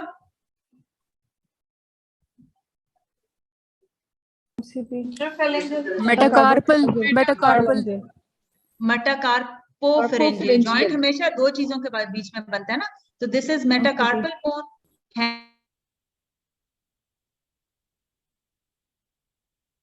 पार्टिकुलर सरफेस है मेटाकार्पल की, और ये जो है फेलिंग्स की है. ठीक है. अच्छा. इसमें lateral again this is the calcaneum, this is the talocalcaneal joint. इसको सब टेलर जॉइंट भी कहते हैं, इसमें टेलो कैल्केनियल भी आता है और टेलो कैल्केनियो नेविकुलर जॉइंट भी आता है। ये भी आपसे पूछते हैं कि इस एग्जाम में आपको पता होना चाहिए, जब आपको एनाटॉमी पता होगी तो you will be able to tell कि सब टेलर जॉइंट कौन कौन से हैं, ठीक है। Again anatomy is again very important. जो मैं आपको शोल्डर का कह रही थी ना, मैं आपको बाद में एनाटॉमी बताऊंगी। सो this is a better anatomy जिसमें आपको शोल्डर का पता चले। ये स्कैपुला है, ये स्पाइन ऑफ स्कैपुला है जो इधर आ रही है। ये जो चीज है ये क्या है जो इधर प्रोजेक्ट कर रही है, ये एनीवन? ये चीज नहीं, एक्रोमियन ये है, एक्रोमियन ये जाती है, ये एक्रोमियन है, ठीक है। ये जब आपको आएगा, आपको विजुअल रहेगा तो आपको उधर भी याद रहेगा। लैटरली एक्रोमियन जाती है, ये कोराकोइड प्रोसेस है, ये कोराकोइड स्पाइनस प्रोसेस से इधर जाके फिर मीडियली जाके प्रोजेक्ट करेगी ना स्पाइन, तो स्पाइन तो इधर ही रहती है। ये स्पाइन है, ये नजर आ रही, ये स्पाइन है, ये कोराकोइड प्रोसेस है, ये एक्रोमियन है, ये एक्रोमियो क्लेविकुलर जॉइंट है, ये वाला, ठीक है, और ये क्लेविकल है। ये फिर ह्यूमरस आ गया। ह्यूमरस का बिल्कुल एपिफिसिस के नीचे ये एनाटॉमिकल नेक आता है, जो हेड और बॉडी सॉरी शाफ्ट का जंक्शन होता है, ये सर्जिकल नेक है, ठीक है। ये भी पूछते हैं कि एनाटॉमिकल नेक हायर है या सर्जिकल, तो आपको अगर इमेज हो देखा हो तो this is anatomical neck, this is surgical neck, this is the bicipital groove, ये ग्रेटर ट्यूबरोसिटी है और यहाँ पे लेसर ट्यूबरकल आता है, ठीक है। फिर उसके बाद ये बॉडी है पूरी, ये जो बल्ज थोड़ा सा बाहर आ रहा होता है प्रोजेक्ट, ये डेल्टॉइड ट्यूबरोसिटी है जहाँ पे डेल्टॉइड मसल अटैच होता है। उसके बाद अगेन ये आपको पता है मीडियल बॉर्डर है, लैटरल बॉर्डर है। उसके बाद सुप्राकॉन्डाइलर रिजेस है, मीडियल लैटरल। ये जो है ओलेक्रेनॉन फॉसा है, जिसमें वो ओलेक्रेनॉन आके जब हम ओपन या आर्म करते हैं एल्बो, तो वो इसमें आके करता है। ये लैटरल एपिकॉन्डाइल है और ये मीडियल एपिकॉन्डाइल है। मीडियल एपिकॉन्डाइल पे क्या अटैच होता है? अर्नर नर्व कहीं अटैच होती है? कौन है ये है? अर्नर नर्व तो बच्चे अटैच नहीं ना होती। अर्नर नर्व का कोर्स होता है, कहाँ से राइज करती है। अटैचमेंट तो मसल्स की होती है, टेंडन्स की होती है, लिगामेंट्स की होती है ना। अटैचमेंट तो नर्व की नहीं हो सकती। नर्व तो आपका कोर्स होता है, यहाँ से राइज करती है, इस प्लेक्सस से कर रही है, इधर जा रही है, इस स्ट्रक्चर को सप्लाई कर रही है ना। तो एपिकॉन्डाइल से क्या अटैच होता है? मीडियल एपिकॉन्डाइल से क्या होता है? कॉमन फ्लेक्सर अटैचमेंट होती है ना, फ्लेक्सर टेंडन सारे इधर से अटैच होते हैं। और लैटरल एपिकॉन्डाइल से क्या होता है? एक्सटेंसर टेंडन, ठीक है। ये मतलब इंपॉर्टेंट चीज है ना, आपको इसी तरह के सवाल आएंगे जो आपको पता होना चाहिए कि क्या है, ठीक है। Okay, coming to the forearm. Time कम तो नहीं होगा? नहीं है अभी टाइम। चले, आप थक तो नहीं गए? ब्रेक तो नहीं लेनी आप लोगों ने? No ma'am, please continue. अच्छा चले, अच्छा ये ह्यूमरस आ गया। अब दिस नाउ हम फोर आर्म की एनाटॉमी पे जा रहे हैं, ठीक है। अब ह्यूमरस में अगर आप देखें तो ये जो रेडियस के साथ आर्टिकुलेट करता है ये कैपिटलम होता है, ठीक है। और ये रेडियल हेड के साथ आर्टिकुलेट करता है, हेड होता है। फिर उसके बाद रेडियल नेक होती है यहाँ पे, और ये जो आ रही है रेडियल ट्यूबरकल है जो कि लैटरली प्रोजेक्ट करता है और आर्टिकुलेट करता है इसके साथ, ठीक है। और इसके नेक के अराउंड क्या चीज इसके साथ अटैच होती है, जो कि अटैच इस पे नहीं होती लेकिन अल्ना पे अटैच होती है? क्या चीज होती है? Again important MCQ question, annular ligament, ठीक है। एनुलर लिगामेंट आप पूछते हैं ना, इसके अंदर रोटेट करता है रेडियस का हेड, लेकिन अटैच इस पे नहीं होता, अटैच वो अल्ना पे ही होता है, ठीक है। अच्छा, ये जो है पोस्टीरियरली आ रहा है, ये क्या है? ओलेक्रेनॉन प्रोसेस है। और आगे एंटीरियरली जो इसका जा रहा है, ये ओलेक्रेनॉन प्रोसेस किसमें आके साथ आर्टिकुलेट करता है? लेटरल नहीं, लैटरल ट्यूबरकल के साथ तो नहीं करता है, ट्रोक्लिया के साथ करता है ना। ये जो पार्ट है जो आर्टिकुलेट करता है रेडियस के साथ ह्यूमरस का, ये पार्ट कैपिटलम होता है। और ये जो पार्ट है ये ट्रोक्लिया है, जिसके साथ के आपका अल्ना आर्टिकुलेट करती है। अल्ना का फिर एक ट्रोक्लियर प्रोसेस होता है जो एंटीरियरली जाता है, और पोस्टीरियरली जो प्रोसेस इस फोसा के अंदर आता है ये ओलेक्रेनॉन प्रोसेस होता है पोस्टीरियर। ये रेडियल ट्यूबरकल है, रेडियस अल्ना दोनों जा रहे हैं। ये अल्ना रेडियल हेड जो है वो ऊपर होता है, लेकिन अल्नर हेड जो है वो नीचे होता है, ठीक है। लेकिन स्टाइलेट प्रोसेसेस दोनों नीचे ही होते हैं। स्टाइलेट प्रोसेस इसका इधर है, छोटा सा होता है, और ये सॉरी पीछे चला गया, और ये इसका स्टाइलेट प्रोसेस है। और ये सारी कार्पल बोन्स है। कार्पल बोन्स तो सबको आती होंगी, बताएं। वो तो हमने एमबीबीएस में याद की थी, सोफिया लॉरेंट, टींडे पकार, टींडे तेरे कच्चे हैं, या कोई और है? हाँ, इससे याद रखना बहुत जरूरी है। Scaphoid, lunate, triquetral, pisiform, trapezium, trapezoid, capitate, hamate, ठीक है। तो इस निमोनिक से, किसी भी निमोनिक से याद रखें, पर ये आपको याद रखना जरूरी है। प्रोक्सिमल रो से स्टार्ट होते हैं, आप लेटरल टू मीडियल जाते हैं, 4 प्रोक्सिमल रो में बोन्स हैं, 4 डिस्टल रो में, ठीक है। So you need to remember those. Again ये लेटरल व्यू ह्यूमरस शैफ्ट का, ये सुप्राकंडाइलर नॉच आ रही है। और जो मैं आपको बता रही थी ना उस वक्त के क्या एनाटमी होती है, क्या ये ट्रोक्लियर नॉच है, ठीक है, जिसके साथ ये ट्रोक्लियर नॉच अल्ना में होती है, और ट्रोक्लिया जो है वो ह्यूमरस का पार्ट है, ये आर्टिकुलेट करते हैं। और ये जो प्रोसेस पीछे जा रहा है इसका रेडियस का, सॉरी अल्ना का, दिस इज ओलिक्रेनॉन प्रोसेस। और ये जो एंटीरियरली प्रोसेस जा रहा है इसका, दिस इज कोरोनॉइड प्रोसेस। ये कोरोनॉइड प्रोसेस है, ये ओलिक्रेनॉन प्रोसेस है, और बीच में जो नॉच है ये ट्रोक्लियर नॉच है। और ये आर्टिकुलेट करते हैं ट्रोक्लिया ऑफ ह्यूमरस के साथ। और जो उसका पार्ट है राउंडेड सा, वो कैपिटलम है ह्यूमरस का, और वो आर्टिकुलेट करता है रेडियल हेड के साथ, और ये रेडियल ट्यूब्रोसिटी और शैफ्ट्स हैं। और ये एंटीरियर फैट पैड है जो नॉर्मली नजर आता है हमें, पोस्टीरियर फैट पैड एल्बो का नहीं नजर आता। अगर वो नजर आए तो इसका मतलब है कि एल्बो जॉइंट में इफ्यूजन है, स्वेलिंग है, ठीक है। एंटीरियर फैट पैड आपको नजर आता है। Again it's an important MCQ question, ठीक है। अगेन ये आपको बोन सारी पता है, पता होनी चाहिए, स्केफॉइड, ल्यूनेट, ट्राइक्विट्रम, पिसिफॉर्म इसके ऊपर आर्टिकुलेट करती है। फिर दोबारा दे रहे हैं ट्रेपीजियम, ट्रेपेजॉइड, कैपिटेट, हेमेट, ये हुक ऑफ हेमेट होता है, ये आपको पता हो, ये सेल शेप्ड होता है। ल्यूनेट इसलिए कहते हैं क्योंकि ये ल्यूनर शेप्ड होता है जब लैटरल व्यू में आप इसको देखें।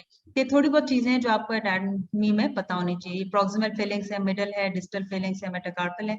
और ये जो छोटी बोन्स आपको नजर आ रही हैं, दीज आर सेसमोइड बोन्स, जो फुट में ज्यादा कॉमन होती है पर हैंड में भी हो सकती है। जहां पे लिगामेंट्स अटैच होते हैं उसके अंदर ये बोन्स बन जाती हैं, इनको सेसमोइड बोन्स कहते हैं। Which is the largest sesamoid bone in the body? Anyone?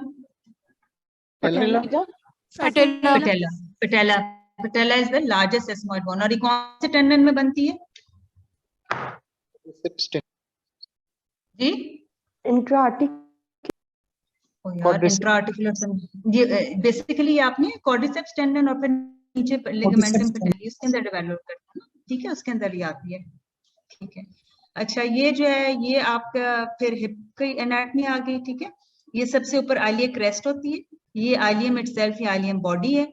ये सेक्रोआइलियक जॉइंट है, it is form between the sacrum, lateral mass और ala of sacrum and the iliac bone, this is the sacroiliac joint, ठीक है। ये पूरी sacrum नजर आ रही है आपको। ये फिर उसके बाद ग्रेटर शियाटिक नॉच है जो पीछे आती है। ये जो है एसिटेबुलर मार्जिन है, ये एसिटेबुलम है। ये छोटा सा पिट होता है फोबिया, जहाँ लिगामेंटम टीरीज अटैच होता है, फेमरल हेड में होता है। ये फेमरल हेड है, ये नेक है, ये इंटरट्रोकेंटेरिक क्रेस्ट है, और ये ग्रेटर ट्रोकेंटर है, ये लेसर ट्रोकेंटर है। ये पोस्टीरियरली इसके ट्यूब्रोसिटी आ रही है, और ये जो फोरामेन आता है ये ऑब्चुरेटर फोरामेन है, and this is the femoral shaft, ठीक है। अगेन द सेम थिंग सारी नजर आ रही है आपको। ये इसकी स्पाइन है जो प्रोजेक्ट कर रही है, बाकी चीजें हम कर चुके हैं। इसमें सुपीरियर प्यूबिक रेमस है, इंफीरियर प्यूबिक रेमस है, और ये बॉडी ऑफ प्यूबिस होती है ये। और ये बॉडी ऑफ प्यूबिस दूसरे के साथ जो जॉइंट बताती है इसको क्या कहते हैं? सिम्फिसिस प्यूबिस, ठीक है। अगेन ये medial femoral condyle, lateral femoral condyle, epicondyle, medial epicondyle थोड़ा लार्जर होता है, फीमर होता है। ये इंटरकॉन्डाइलर एमिनेंस होता है जिसमें कि छोटी सी नॉच होती है जिसको इंटरकॉन्डाइलर नॉच हम कहते हैं। ये एमिनेंस है और इसके अंदर ये छोटी सी नॉच है। ये फिर अगेन लेटरल टिबियल कॉन्डाइल है, ये मीडियल टिबियल कॉन्डाइल है, ये फिबुलर हेड है, और ये यंग पेशेंट है तो एपिफिजिक प्लेट अभी नजर आ रही है। ये पटेला है जिसकी आर्टिकुलर सरफेस है, और ये एडक्टर ट्यूबरकल जिसपे कि एडक्टर मैग्नस आके अटैच होता है, ठीक है। ये टिबियल कॉन्डाइल्स हैं, इसको इसके भी कॉन्डाइल्स होते हैं और इसके टिबिया के भी कॉन्डाइल्स होते हैं, मीट्रोलैटरल और एपिकॉन्डाइल्स, ठीक है। Again the same things, fibula, tibia, ये फिबुलर नॉच होता है which is the notch articulation जो इनके बीच में सिंडेस्मोसिस के बीच में बनता है, टिबिया और फिबुला के बीच में। This is then the lateral malleolus, और इसका जो फोसा नीचे आता है एक डिप होता है जिसको मेलियोलर फोसा कहते हैं। फिर उसके बाद ये जो है ना इंफीरियर आर्टिकुलर सरफेस है एंकल जॉइंट की, ये एंकल जॉइंट स्पेस है। ये टेलर डोम है जो इसका साथ आर्टिकुलेट करता है, ये आर्टिकुलर फेसिट है इसका, और ये पूरा जो है ये मीडियल मेलियोनस है। और इसको ट्रोक्लिया भी कहते हैं, टेलस का टेलर डोम भी कहते हैं, और ट्रोक्लिया ऑफ टेलस भी कहते हैं। सिस्टन डेक्टिलम टेलाया जो टेलर शेफ्ट होती है जिसपे ये होल्ड करता है, ये उसके बाद ये टेलोनेविकुलर जॉइंट है, हम पहले भी कर चुके थे ना, ट्रांसवर्स टार्सल जॉइंट जो है, टेलो कैल्केनियो नेविकुलर जॉइंट, ये जो प्रोजेक्ट हो रही है नेविकुलर बोन हो रही है, और नेविकुलर बोन क्यूनिफॉर्म के साथ जॉइंट बनाती है तो इसको क्यूनियो नेविकुलर जॉइंट कहते हैं, और मीडियल क्यूनिफॉर्म के साथ जॉइंट बनाती है, ठीक है। और अगेन द सेम थिंग्स, ये सिंडेस्मोसिस जो मैं आपको बता रही, टिबियल प्लेफॉन ये है, इसको कहते हैं टेलर डोम है, लिगामेंट्स लैटरली लैटरल लिगामेंट्स होते हैं, मीडियली मीडियल लिगामेंट्स होते हैं, ठीक है। Again the same things but on the lateral view, पहले हमने एंकल का एपी व्यू देखा था, ठीक है। सब टेलर जॉइंट है, सब टेलर जॉइंट में क्या आता है, टेलो कैल्केनियल जॉइंट, ये सब टेलर इसलिए कि टेलस के नीचे है, ठीक है। ये कैल्केनियल ट्यूबरोसिटी है, कैल्केनियस बोन इटसेल्फ है। उसके बाद कैल्केनियो क्यूबॉइड जॉइंट ये आ रहा है क्योंकि ये लैटरली क्यूबॉइड के साथ आर्टिकुलेट करता है, ये नेविकुलर बोन है, ठीक है। और ये टेलो कैल्केनियो नेविकुलर जॉइंट है क्योंकि कैल्केनियम भी आर्टिकुलेट करता है, नेविकुलर बोन भी करती है और टेलस भी करती है, ठीक है। और ये स्पेस होती है छोटी सी दोनों के बीच में जिसको टार्सल साइनस कहते हैं। ये नेक ऑफ टेलस है, ये टेलर डोम है, ये नेक ऑफ टेलस है, ये हेड ऑफ टेलस है, ये पार्ट्स ऑफ टेलस बोन मैं आपको बता रही हूँ, ठीक है। डोम, नेक एंड हेड, ठीक है। और अगेन लैटरल मीडियल मेलियोलस प्रोजेक्ट कर रहे हैं लैटरली, ठीक है। सो अगेन फुट की बोन्स आती हैं सबको कि मैं बता दूं? सो तो नहीं गए? मैम एक बार बता दें। अच्छा ये बच्चों ये ऐसे आ रहे हैं ना, ये टिबिया है, मीडियली लैटरली फिबुला है, ठीक है। उसके बाद ये प्रोजेक्ट करता है टेलस है, ये कैल्केनियम है, ये नेविकुलर है जो मीडियली आती है, लैटरली क्यूबॉइड आती है, ठीक है। फिर उसके बाद मीडियल, इंटरमीडिएट और लैटरल क्यूनिफॉर्म्स आ जाती हैं, वो नेविकुलर के साथ करते हैं। और उसके बाद क्यूबॉइड आगे करते हैं, फिर first, second, third, fourth, fifth metatarsals कहते हैं, ठीक है। इनकी फिर सेसमोइड पॉइंट्स भी होती हैं, ये फिर आर्टिकुलेट करते हैं फिलेंजेस से, प्रॉक्सिमल फिलेंजेस से। उसके बाद इनका इंटरफिलेंजियल जॉइंट होते हैं, ये मेटाटार्सोफिलेंजियल जॉइंट्स हैं, इसमें दो ही होते हैं, एक और सेकंड, लेकिन इनमें बाकी में तीन तीन फिलेंजेस होती हैं, तो इसलिए प्रॉक्सिमल इंटरफिलेंजियल जॉइंट भी होता है और डिस्टल इंटरफिलेंजियल जॉइंट भी होता है, between the proximal and middle proximal interphalangeal, between the middle and the distal interphalangeal joint. और फिर शैफ्ट्स के भी उसी तरह पार्ट्स होते हैं जिस तरह मेटाकार्पस के हमने पढ़े थे, ये बेस है, ये शैफ्ट है, ये नेक है और ये हेड है, ठीक है। जिस तरह हमने मेटाकार्पस के पढ़े थे बिल्कुल उसी तरह मेटाटार्सस की भी एनाटॉमी होती है। Any questions? कि समझ आ गया? अच्छा अब बच्चों ये जो है वर्टिब्रल बॉडीज हैं, ये थोड़ी एब्डोमेन इरेक्ट की एनाटॉमी है, ठीक है। तो एब्डोमेन इरेक्ट में आपको क्या चीजें नॉर्मली नजर आती हैं? हमें सॉफ्ट टिश्यूज भी नजर आते हैं, ये गैस शैडोज भी नजर आते हैं और बोन्स भी नजर आती हैं, ठीक है। अब बोन्स में आपको वर्टिब्रल बॉडीज नजर आ रही है। वर्टिब्रल बॉडीज के क्या पार्ट्स होते हैं? ये वर्टिब्रल बॉडी है, ये जो ऊपर प्रोजेक्ट कर रहा है चीज ये नजर आ रही है, ये स्पाइनस प्रोसेस है, ये दोनों पेडिकल्स हैं, ये और उसके बाद ये जो जा रहे हैं प्रोजेक्ट कर रहे हैं ये ट्रांसवर्स प्रोसेसेस। समझ आ रही है? समझ आ रही है बच्चों? Yes, ma'am. ये रिब्स हैं, ये रिब्स हैं, ये नजर आ रही, ये रिब्स हैं। उसके बाद आपको जो चीजें नजर आ रही हैं, ये जो सॉफ्ट टिश्यू शैडो राइट पे प्रोजेक्ट कर रहा है, जो सॉफ्ट टिश्यू डेंसिटी शैडो, ये लिवर का, ठीक है। उसके ऊपर काफी सारी आपको गैस शैडोज नजर आ रही हैं। ये जो गैस शैडो है ट्रांसवर्स कोलन में है, ये स्प्लेनिक फ्लेक्चर है, ठीक है। उसके बाद ये जो गैस और फीकल मैटर आ रहा है ये असेंडिंग कोलन में। ये मार्जिन जो आपका नजर आ रहा है ना, ये राइट सॉस और ये नजर आ रहा है ये लेफ्ट सॉस मसल का मार्जिन है, ठीक है। ये जो गैस है ये आपकी स्टमक में है, ठीक है। फिर ये पेल्विक बोन आपकी, और बाकी छोटी मोटी गैस जो बीच में अदर देन दिस है तो वो फिर स्मॉल बॉल में गैस है, ठीक है। ये लेफ्ट सैक्रोइलियक जॉइंट, इसकी एनाटॉमी हम पहले बड़ी अच्छी तरह आपको मैं बता चुकी हूँ, उस पर कैसे मार्जिन नजर आते हैं, ठीक। और ये जो शेडो नजर आ रहा है ना, ये नजर आ रहा है लेफ्ट रीनल शेडो है। इसी तरह राइट ऑल तो बहुत अच्छा नहीं नजर आता क्योंकि ओवर शेडो कर रहा है, लेकिन ये राइट रीनल शेडो है, ठीक है। कुछ समझना है? ये ठीक है, समझ आ गया? आगे चलें। Ma'am up to how much gas shadow is normal, कि उससे ज्यादा फिर ऑब्स्ट्रक्शन या उसकी तरफ वो बताएं। गैस शेडोज नहीं होते बच्चे, फ्लूइड लेवल्स होते हैं, ठीक है। गैस की एक तो उसकी हम लेंथ देखते हैं, ठीक है। एक तो जैसे गैस अगर किसी में वैसे भी ज्यादा होगी, छोटे मोटे हैं तो इससे फर्क नहीं पड़ता, लेकिन अगर long more than air fluid levels आपको मिल रहे हैं ना, तो देन दैट सिग्निफाइज ऑब्स्ट्रक्शन, कि आगे फ्लूइड जो है रुका हुआ है नहीं, वरना तो गैस शैडो आपको थोड़ी बहुत मिल सकती है लार्ज गट में, स्मॉल गट में, सॉरी स्मॉल गट में भी मिल सकती है, लार्ज गट में ज्यादा कॉमन नहीं मिलती है। लेकिन अगर आपको एयर फ्लूइड लेवल्स मिले more than 3 air fluid levels and more than 3 centimeter length, so then you would think of obstruction, not otherwise. ठीक है, thank you so much ma'am. Welcome. अच्छा, ये जो है ये आपकी सर्वाइकल स्पाइन लैटरल व्यू की, ठीक है। अगेन एनाटमी आपको पता है कि सर्वाइकल स्पाइन में जो C1 है और C2 है, इनकी एनाटमी डिफरेंट होती है। C1 की बॉडी नहीं होती, वो यूनाइट कर जाती है C2 की बॉडी के साथ, ओडेंटॉइड प्रोसेस बना देती है, और इसका इंटीरियर आर्च होता है और पोस्टीरियर आर्च होता है। C2 की बॉडी इसके साथ यूनाइट करके ऊपर प्रोजेक्ट करती है, ये एटलांटो एक्सियल जॉइंट बनाती है। दो होते हैं, मीडियल और लैटरल एटलांटो एक्सियल जॉइंट्स, ठीक है। ये C2 की बॉडी है। फिर पोस्टीरियरली ये इंटरवर्टेब्रल डिस्क है, स्पेस है यहाँ पे, ये जो पोस्टीरियरली जा रहे हैं ये पेडिकल्स हैं। फिर उसके बाद ये लेमिना है और ये स्पाइनस प्रोसेसेस हैं, और ये सुपीरियर और इंफीरियर आर्टिकुलर, इसका ये सुपीरियर आर्टिकुलर प्रोसेस है, ये ऊपर वाले का इंफीरियर आर्टिकुलर प्रोसेस है, और ये दोनों मिलके फेसेट जॉइंट्स बनाते हैं। ये एनाटमी समझ आ रही है कि नहीं? ठीक है। ये vertebral body, pedicles, lamina, spinous process, ये आर्टिकुलर प्रोसेसेस, ये फेसेट जॉइंट्स, और ये इंटरवर्टेब्रल डिस्क स्पेस, ठीक है। अब इसमें हम इंपॉर्टेंट 4 लाइंस देखते हैं। ये चारों लाइन पैरेलल होनी चाहिए एक दूसरे से, 1 2 3 4, ठीक है। इनको क्या कहते हैं? एंटीरियर वर्टिब्रल लाइन, जो वर्टिब्रा के एंटीरियरली मार्जिन से ड्राइव करते हैं।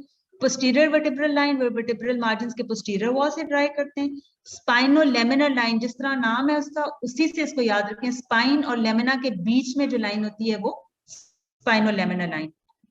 और स्पाइनस लाइन, ये पोस्टीरियर स्पाइनस लाइन, जो स्पाइनस प्रोसेसेस को यूनाइट करती है। ये उन्होंने वही आपको दोबारा फेसेट जॉइंट्स वगैरह बताएं। ये चारों लाइनें पैरेलल होनी चाहिए। सर्वाइकल स्पाइन इंजरी में इनमें से एक लाइन भी नॉन पैरेलल हो, डिस्टॉर्टेड हो, तो इसका मतलब है हम सस्पेक्ट करते हैं कोई अंडरलाइन फ्रैक्चर है या लिगामेंटस इंजरी सीवियर है जो सबलक्सेशन कॉज कर रही है, ठीक है।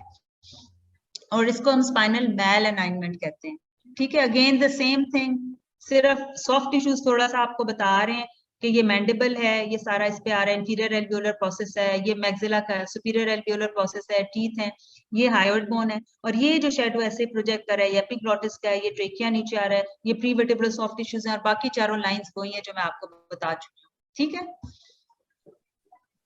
कोई क्वेश्चन इसमें, क्वेरी? ये थोरेसिक पे आ गया, थोरेसिक में सॉरी जी मैम, जो जॉइंट स्पेसेस शॉर्टन हो जाती हैं वो क्या शो करती हैं? वो शो करती हैं डीजेनरेटिव चेंजेस, सर्वाइकल स्पॉन्डिलोसिस, अगर इंटरवर्टेब्रल जॉइंट स्पेस नैरो हो जाए, वर्टेब्रल स्पेसेस नैरो हो जाए, जॉइंट डिस्क स्पेसेस जिसे हम कहते हैं, ठीक है। Thank you ma'am. अब वेलकम। ये इसके बाद वर्टेब्रल बॉडीज हैं बच्चों, ठीक है। इसमें वही आपको जो मैंने एनाटमी बताई थी, ये लैटरल पर है कि वर्टेब्रल बॉडी है, ये पेडिकल है, लेमिना है, ये इसका स्पाइनस प्रोसेस जा रहा है, और यहाँ से इनका क्योंकि कोस्टोवर्टेब्रल जॉइंट्स होते हैं तो ये वर्टेब्रल रिब्स ओरिजिनेट कर रही है, ये जो जा रही है, ये नजर आ रही है। सो ये इसकी एनाटमी है लैटरल पे। एपी पे कैसे हैं? ये स्पाइनस प्रोसेसेस हैं, दरमियान में ये दोनों पेडिकल्स हैं, ये और ये लैटरल वर्टेब्रल मार्जिन, और यहाँ से फिर रिब्स अराइज कर रही है लैटरली, ठीक है। थोरेसिक की एनाटमी होगी। लंबर की वैसे हम पहले भी कर चुके हैं, लेकिन वही सॉरी डिस्क स्पेसेस हैं, लेमिना है, ये जो है पेडिकल्स हैं, स्पाइनस प्रोसेसेस, और ये ट्रांसवर्स प्रोसेसेस हैं, ठीक है। और ये जो है सॉस शैडोज हैं दो, ठीक। अगेन स्कल की एनाटमी पे आ जाए। ये कौन सा सूचर है जी? सॉरी जी बोले। मैम, वर्टिब्रल कॉलम का पूछना था कि काफी पेशेंट आते हैं, अगर हमें लग रहा है कि उनको मसल स्पैज़म है, तो एक्सरे में हमें कोई सिग्निफिकेंट चेंजेस मिलेंगी या सिर्फ क्लिनिकली हमें देखना पड़ेगा? Thank you. आपको क्लिनिकली देखना होता है। एक्सरे तो एलएस स्पाइन पे तो आपको कुछ नहीं बताएगा ना। अगर आपको उसको क्लिनिकली उसको नर्व कंप्रेशन है या कुछ सिम्टम्स है तो फिर MRI investigation of choice. X-ray पे नहीं पता चलेगा। एक्सरे नॉर्मल भी है तो फिर भी उसको हो सकता है डिस्क बल्ज उसको हो, एक्यूट अगर है ट्रॉमा की वजह से या वैसे भी, तो एमआरआई इन्वेस्टिगेशन ऑफ चॉइस अगर आप सस्पेक्ट कर रहे हैं तो क्लिनिकली बहुत इंपॉर्टेंट है। बैक एक सिंपल बैक एक तो किसी को वैसे भी स्पैज्म की वजह से हो जाती है, बस उसके लिए इन्वेस्टिगेशन कराने की जरूरत नहीं है। इफ यू फील के नर्व कंप्रेशन है या न्यूरोलॉजिकल सिम्टम्स हैं तो फिर आप उसको इन्वेस्टिगेट करें, तो फिर एक्सरे ना कराएं, फिर आप एमआरआई कराएं, ठीक है। Okay ma'am. अच्छा, this is the sagittal suture, ये लैम्बडॉइड सूचर है, ये दोनों फ्रंटल साइनसेस आ रहे हैं, ये आई बॉल ऑर्बिट का है, ये लेसर विंग ऑफ स्फीनॉइड का मार्जिन आता है, ये ग्रेटर विंग ऑफ स्फीनॉइड अंदर आता है, ये जो दोनों लाइंस आ रही हैं, ठीक है, जो प्रोजेक्ट कर रही हैं इसके अंदर, ये एथमॉइड एयर साइनसेस हैं दोनों साइड्स पे जो आ रहे हैं, ये नेजल कैविटी है, ये नेजल सेप्टम है सेंटर में, ये इंफीरियर टर्बिनेट है, और ये जो है ना पीट्रस बोन है जो बीच में प्रोजेक्ट कर रही है, इसके पीट्रस रिज आ रही है जो ऑर्बिट के अंदर प्रोजेक्ट कर रही है, ये मेस्टॉइड है जिसके अंदर मेस्टॉइड एयर सेल्स हैं दोनों साइड्स पे, ठीक है। ये इंफीरियर ऑर्बिटल रिम है, ये सुपीरियर ऑर्बिटल रिम है, यहाँ पे जाइगोमेटिक आर्च आती है, लेकिन वो दूसरे फिर व्यूज देखने उसके लिए जरूरी होते हैं, ठीक है। समझ आ रही है बच्चों? अच्छा, ये लैटरल व्यू है, लैटरल में आप देखें ये पिट्यूटरी फॉसा है, नजर आ रहा है, ये पिट्यूटरी फॉसा है, ये एंटीरियर क्लीनर प्रोसेस है, ये डॉर्सम सेला है, और डॉर्सम सेला के ऊपर ये जो है ना पोस्टीरियर क्लीनर प्रोसेस है, ये फिर क्लाइवस है इसके नीचे जो नीचे जा रहा है, ये इसके अंदर जो एरेटेड पिट्यूटरी फॉसा में नीचे चीज है ये स्फीनॉइड एयर साइनस है, ठीक है। ये ऑर्बिटल प्लेट्स है, ये फ्रंटल एयर साइनस है, ये कॉरोनल सूचर है, उसपे हमें सैजिटल नजर आया था, इस पे कॉरोनल नजर आता है और लैम्बडॉइड के लैटरल मार्जिन्स नजर आते हैं, ठीक है। उसके बाद ये मेस्टॉइड एयर सेल्स हैं सारे जो आपको नजर आ रहे हैं मेस्टॉइड रीजन में, ये ऑक्सीपिटल बोन है, ये पैराइटल बोन है, ये वर्टेक्स है, ये फ्रंटल बोन है, और बाकी आपको पता है ये क्रिब्रिफॉर्म प्लेट सारे करेगी, और ये मैक्सिलरी साइनस ओवरशैडो कर रहे हैं, ठीक है। ये हम पहले कर चुके हैं, will not going to the detail, ये हम पहले एंटीरियर, ये हमने नहीं की थी, एंटीरियर सुपीरियर इलियक स्पाइन है, ये एंटीरियर इंफीरियर इलियक स्पाइन है, ये सेक्रम है, ये एला ऑफ सेक्रम है, ये सेक्रोइलियक जॉइंट्स हैं, और ये फिर उसके बाद जो है ना ग्रेटर शियाटिक नॉच यहाँ पर आ रहा है, और ये पोस्टीरियर इंफीरियर स्पाइन है, anterior superior, anterior inferior, posterior inferior spine, ठीक है। सिम्फिसिस प्यूबिस और फोबिया ये हम पहले कर चुके हैं, ठीक है। Again we've already seen this, pubic rami हम कर चुके हैं। ये कई दफा पूछते हैं आपसे शेंटन लाइन क्यों इंपॉर्टेंट है, हमारे लिए इंपॉर्टेंट है, अगर फ्रैक्चर हो या लिगामेंटस डिस्ट्रप्शन हो तो ये लाइन डिस्टर्ब हो जाती है, स्मूथ नहीं रहती, इनफैक्ट नहीं रहती, ठीक है। So we finish off with bone anatomy. बहुत ज्यादा तो नहीं हो गया, आप लोग ब्रेक तो नहीं लेना चाहते?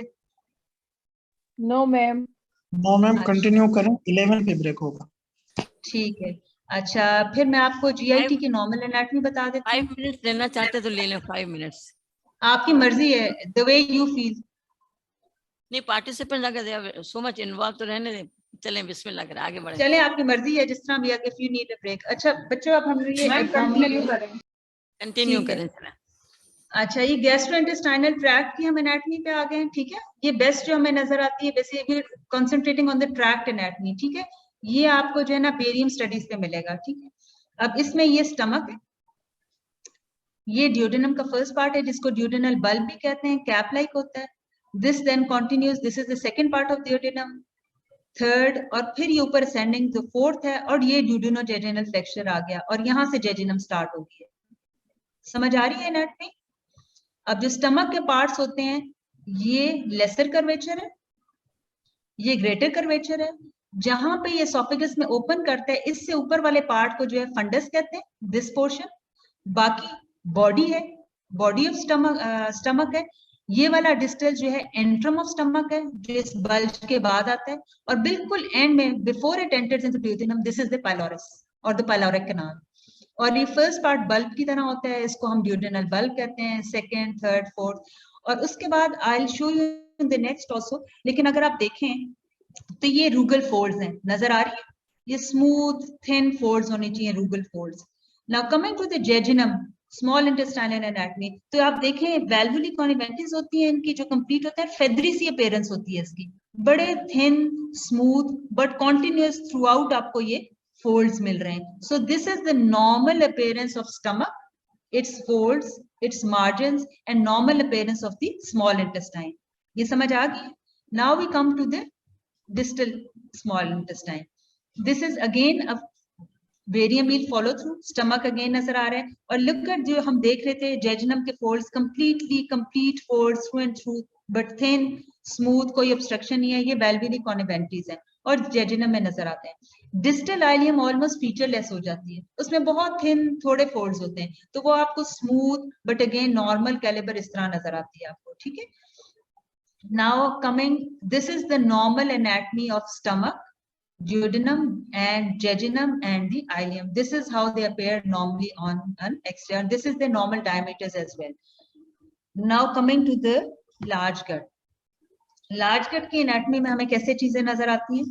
ये अगर आप देखें तो this is the ileocecal junction. ये जो नजर आ रहा है terminal ileum, ileocecal junction है. This is the cecum. ये जो sac like structure ileum fossa में lie कर रहा है. This is then the ascending colon. This is the hepatic flexure. This is the transverse colon. This is the splenic flexure. और फिर this is the descending colon. यहाँ पे आके this is the mesentery पे होती है, coiled होती है, थोड़ी सी loose होती है. This is the sigmoid colon. और यहाँ पे फिर ये rectum है जिसमें के bulb पड़ा हुआ है, rectal bulb, Foley's bulb inflated है. ठीक, ये मतलब मार्क हुआ है. और ये डबल कंट्रास्ट से दिया हुआ है क्योंकि एयर निकली हुई है, तो आपको बड़ी अच्छी इसके अंदर फोल्ड्स भी नजर आ रहे हैं. अब इसके जो फोल्ड्स होते हैं ना, इसमें हॉस्ट्रा नजर आ रहे हैं आपको. ये थ्रू एंड थ्रू आउट नहीं जाते हैं, ये पार्शियल होते हैं. इधर से एक इधर आ रहा है, खत्म हो रहा है, इधर से एक इधर आ रहा है, खत्म हो रहा है. अगर आपको पिछला याद है, जेजुनम में वेल्वुलरी कॉन्टिनेंटल्स कॉन्टिन्यूस होते हैं, rounded folds. These are not continuous. ये हॉस्ट्रा जो है डिसकॉन्टिन्यूस, पार्शियल हैं, बड़े हैं. So this is a normal anatomy. Again caecum है, असेंडिंग कोलन है, hepatic flexure, transverse colon, splenic flexure, descending colon, sigmoid और फिर उसके बाद rectum. ठीक है. Okay, so this is regarding the gastrointestinal tract. अब मैं आपको बता देती हूँ renal tract की normal anatomy. ठीक है. अब this is the normal anatomy of the renal tract. अब ये तो आपको IVU दिखाया गया. अब हम लोग IVU नहीं कर रहे हैं आजकल. ठीक है, हम CT urography करते हैं, but the images are almost the same. वो रिकंस्ट्रक्ट करके आपको इसी तरह इमेजेस देता है. उसकी रेजोल्यूशन बहुत बेहतर होती है, तो we can do more of these, but again the anatomy remains the same. अब ये आपको नजर आ रहा है बच्चों, ये जो है रीनल आउटलाइन है, राइट किडनी की आउटलाइन है. ये लेफ्ट किडनी की आउटलाइन है. ये इसके केलेसिस है, ये माइनर केलेसिस है, ये मेजर केलेसिस है विच आर ओपनिंग, और ये फिर रीनल पेल्विस है, और ये यूरेटर्स हैं दोनों. And both the ureters are then opening into the smooth-walled urinary bladder. This is the normal anatomy. Calyces जो है ना, ये cupped होते हैं, outer margins इसके cupped होते हैं, इस तरह से cupping होती है. नजर आ रही है, ऐसे cupping है. ये normal calyces ऐसे नजर आते हैं. अगर इसमें abnormality हो तो I'll just show you how. ये देखें, ये blunting of calyces है, rounding होगी cups की. नजर आ रही है, ये hydronephrosis है, और pelvis भी बहुत ज्यादा dilated है. तो ये भी डायलेटेड है, राउंडिंग ऑफ कप्स हो गई है, और प्लस ये डायलेटेड है. So this is hydronephrosis, and this is hydronephrosis and hydroureter. अच्छा, आपको पिछला ब्लैडर की आउटलाइन याद है, और साइज भी, यूरेटर्स का साइज और केलेसिस की आउटलाइन ये नॉर्मल है. यूरेटर भी और ब्लैडर देखिए कितना स्मूथ ऐसे नजर आ रहा है. एज अपोज टू दिस, इस ब्लैडर को देखिए, ये ब्लैडर जो है ना, अपर मोटर न्यूरॉन ब्लैडर है, tuberculated, outline, irregular, सारा कुछ. तो this is a neurogenic bladder, appearance of a neurogenic bladder with reflux and left hydronephrosis ureter. इसमें hydronephrosis भी है और ureter भी dilated है. This is called as hydronephroureter. This is just hydronephrosis जिसमें ureters dilated नहीं है, possibly PUJ obstruction है. ठीक है. और again this is another कि bladder में tumor है, तो bladder में वो भी हो सकता है, irregularity, tumor कुछ भी हो सकता है, but we're just concentrating on the normal anatomy. Any questions? Clear? अच्छा जी, CT एनाटमी कर लें ब्रेन की.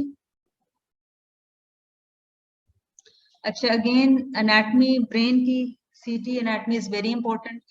स्कल है, ये सूचर्स होते हैं इसके बीच में, ये आउटर टेबल होता है स्कल का, इनर टेबल होता है, बीच में डिप्लॉइक स्पेस होती है, और इसके बाहर स्कैल्प होता है और अंदर ब्रेन मैटर होता है. ठीक है.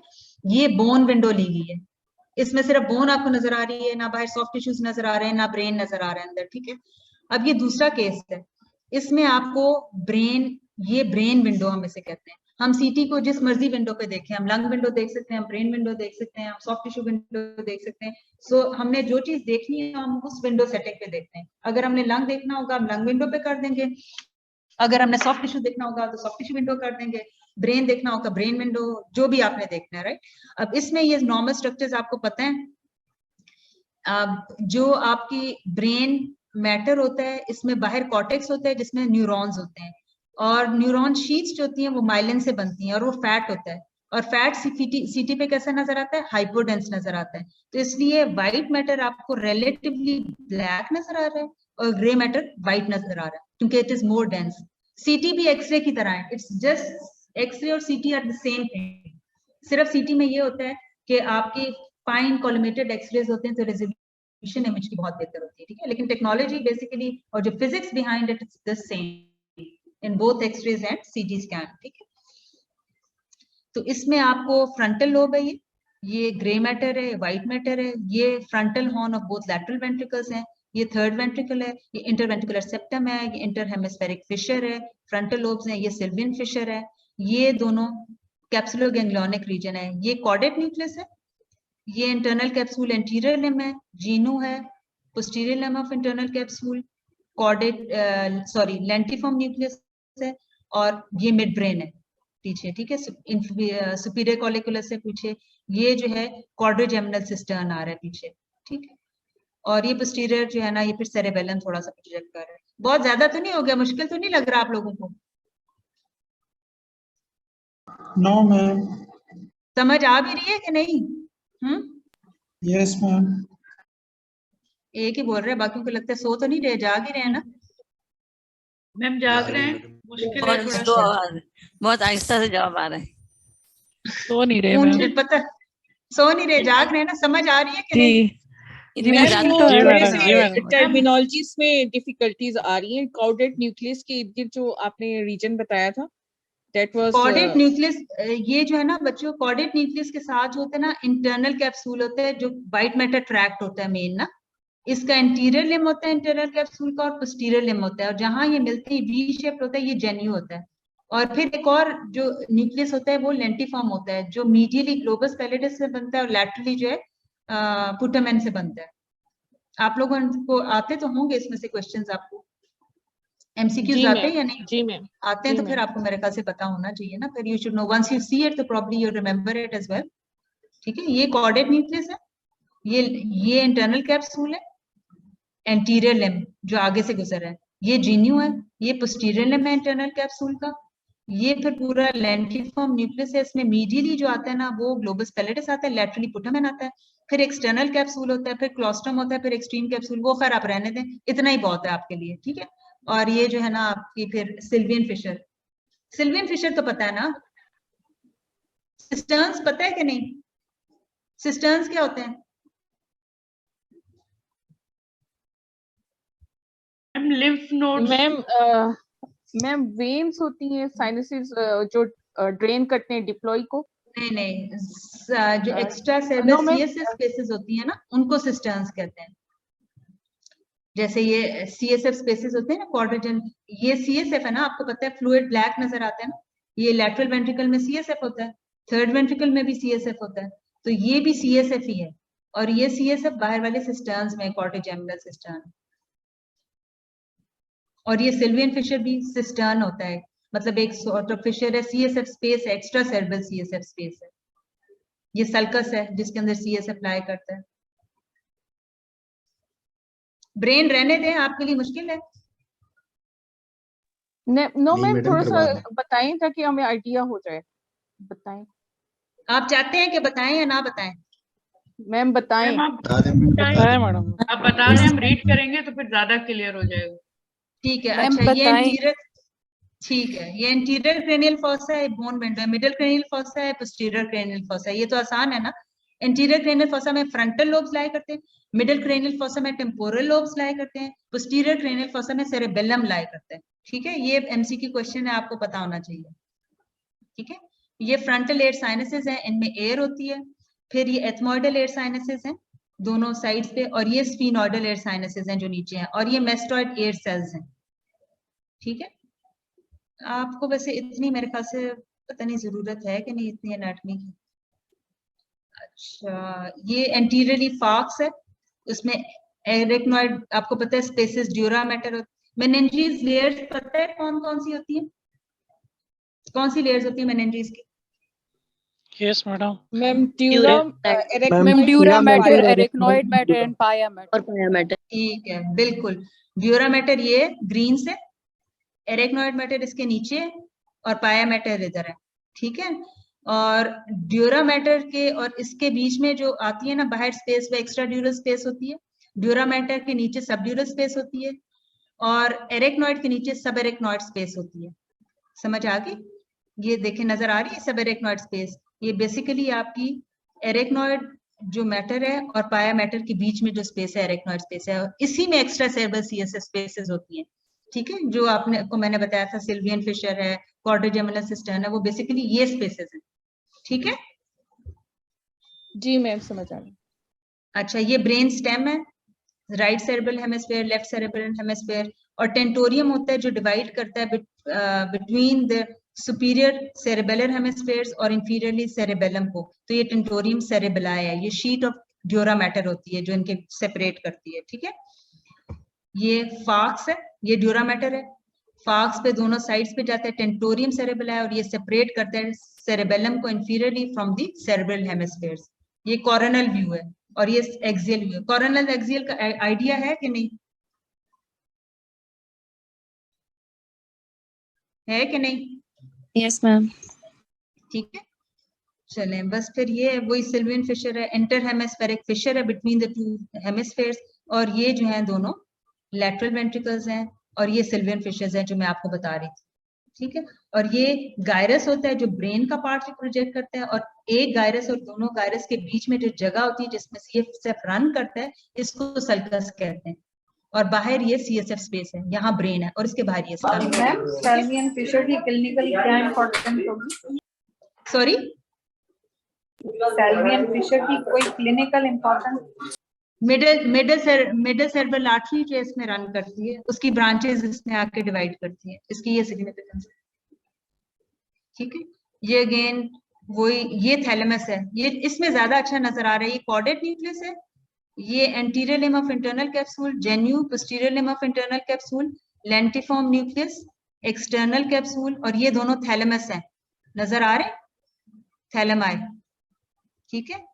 और ये अगेन सीएसएफ उसमें रन का, ये बॉडी ऑफ लैटरल वेंट्रिकल्स है, उसमें सीएसएफ है, और ये कोरल प्लेक्सस लैटरल वेंट्रिकल्स के अंदर है जो पार्शली कैल्सिफाइड नजर आ रहा है, ठीक है।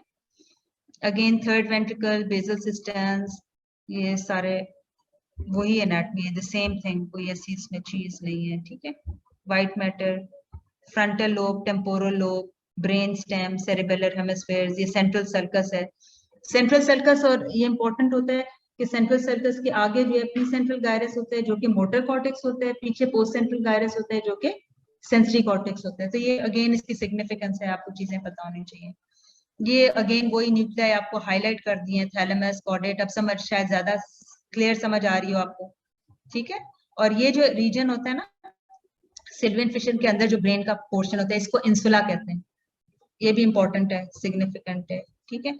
ये सेंट्रल मिड लाइन सबसे व्हाइट मैटर ट्रैक्ट जो दोनों हेमिस्फीयर्स को जोड़ता है, व्हाइट मैटर ट्रैक्ट, इसको कॉर्पस कैलोजम है, ये इसका बॉडी ऑफ कॉर्पस कैलोजम होती है। एंटीरियर पार्ट को जेन्यू कहते हैं और पोस्टीरियर पार्ट को स्प्लीनियम कहते हैं, ठीक है। पॉन्स है, सेरेबेलम है, जीनू है, ठीक है। ये ब्रेन स्टेम के कौन से पार्ट्स होते हैं? ये मिड ब्रेन होता है, ऊपर वाला पार्ट, फिर पॉन्स होता है, और नीचे वाला जो मेडुल्ला ऑब्लोंगेटा होता है, ठीक है। ये ब्रेन स्टेम के पार्ट्स हैं। और ये पिट्यूटरी फॉसा है जिसमें के पिट्यूटरी ग्लैंड ड्राई कर है, ऊपर सेरेबेलम है, टेंटोरियम के नीचे सेरेबेलम है, ठीक है।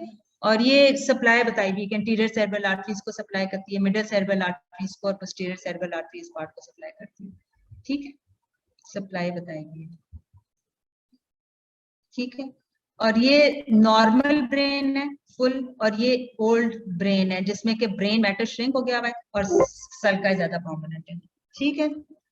So we finish off with this. Brain pathologies में आपको नहीं बताती, वी हैव टाइम तो एंड में आपको बता दूंगी। सीटी एनाटमी एब्डोमेन बता दूं आपको, थोड़ा सा एब्डोमिनल सीटी आप पता होना चाहिए, ठीक है। इसमें क्योंकि लिवर सेगमेंट्स इंपॉर्टेंट हैं तो आपको पता होना चाहिए, ठीक है। कितने सेगमेंट्स होते हैं लिवर के? 8। ठीक है, किस तरह डिवाइड करते हैं? मैम हेपेटिक आर्टरी या हेपेटिक वेन से करते हैं। आर्टरी या वेन से? मैम वेन से। हेपेटिक वेन से करते हैं, ठीक है। जो आप हेपेटिक वेन राइट, लेफ्ट और मिडिल हेपेटिक वेन्स उससे डिवाइड करते हैं, और फिर ये सेगमेंट्स ऊपर और नीचे जो डिवाइड होते हैं पोर्टल वेन से करते हैं, ठीक है। अब ये आप जैसे याद रखें ना, ठीक है। पोर्टल वेन जो है आपकी, ये जो ऊपर वाले सेगमेंट्स है ना सारे, ठीक है, ये आपके पोर्टल वेन से ऊपर लेवल पे होते हैं, और नीचे सेगमेंट्स जो है ना, लोअर सेगमेंट्स में पोर्टल वेन से नीचे होते हैं। जैसे डिवाइडिंग लाइन जो है वो पोर्टल वेन की होती है, ठीक है। जहां पे ये नजर आ रही है ना, ये पोर्टल वेन नजर आ रही है, यहाँ से लोअर सेगमेंट्स आ गए। अब ऊपर जो होता है लेफ्ट लोब को आप लेफ्ट हेपेटिक वेन के इस तरफ, फिर मिडिल हेपेटिक वेन है, और ये जो है राइट हेपेटिक वेन है, नजर आ रही है। वेन्स आपको इस कलर से दिखाई गई है। लेफ्ट हेपेटिक वेन के इधर लेफ्ट लोब में सेकंड सेगमेंट होता है, सेगमेंट 2। उसके बाद उसके नीचे पोर्टल वेन से जब नीचे आप आते हैं तो फिर सेगमेंट 3 आ जाता है, ठीक है। उसके बाद between the left hepatic when and the middle hepatic when segment 4 होता है। सेगमेंट 4A जो है अबव पोर्टल वेन होता है, और 4B जो है बिलो पोर्टल वेन आता है, ठीक है। उसके बाद मिडिल वेन के बीच में ये सेगमेंट 8 और 7, between the middle and the left hepatic when जो है सेगमेंट 8, और beyond the left hepatic when जो है सेगमेंट 7 आता है।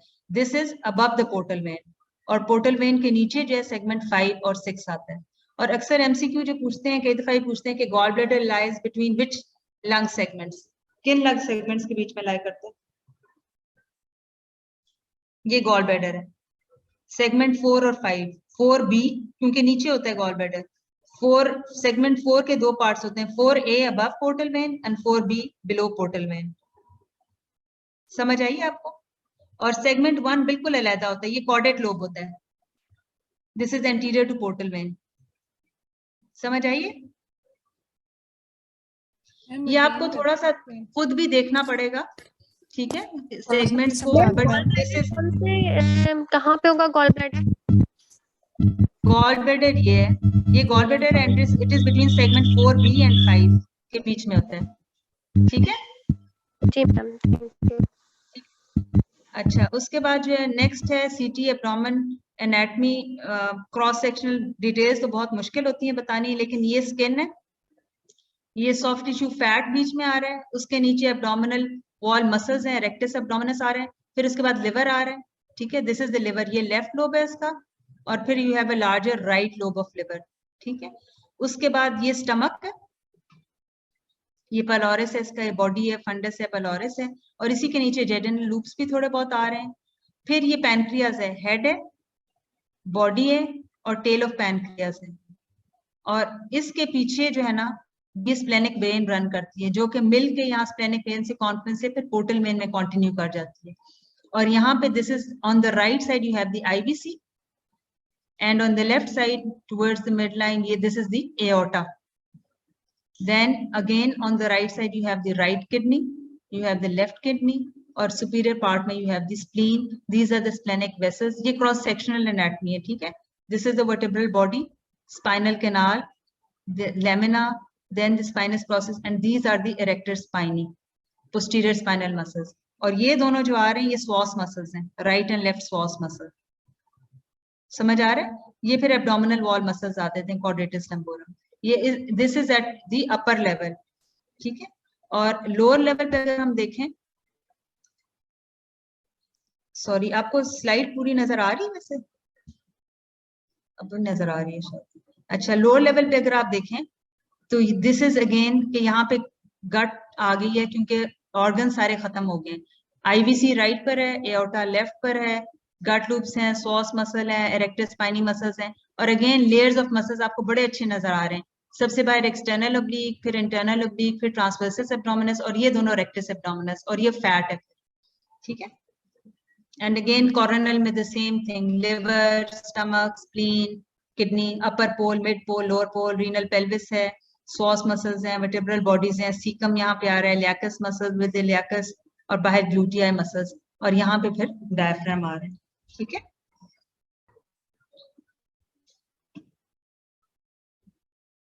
Any question? अच्छा जी, उसके बाद क्या? अच्छा, ये पेल्विस की सिर्फ क्रॉस सेक्शनल एनाटमी है, not very hi fi thing, लेकिन आपको थोड़ा बहुत आइडिया होना चाहिए। अगेन मेल पेल्विस में what are the main structures जो आपको नजर आते हैं? सबसे आगे जो नजर आता है that is the urinary bladder, posterior to that you have the prostate gland, and then posterior to that you have the anorectal canal. उसके laterally again anorectal canal के levator and eye muscles होते हैं, and this fatty component that you see laterally over here, this is the ischianal or the ischiorectal fossa, और इसके laterally जो है obturator internus muscle है। ठीक है, obturator internus muscle है, यहाँ पे आ रहा है। Then again you have other posterior gluteal muscles, gemellus, ये तो सारी muscle anatomy आ जाती है। यहाँ पे femoral vein, artery and nerve, you know सबसे कॉमन जो फैव आपका रन करता है आर्टरी जो है that is laterally and the when is medially located, और उसके बाद दिस इज द एनाटमी, और ये रेक्टस एब्डोमिनस यहाँ पे आके इस पे प्यूबिक बोन पे आके अटैच होता है। So this is the normal anatomy.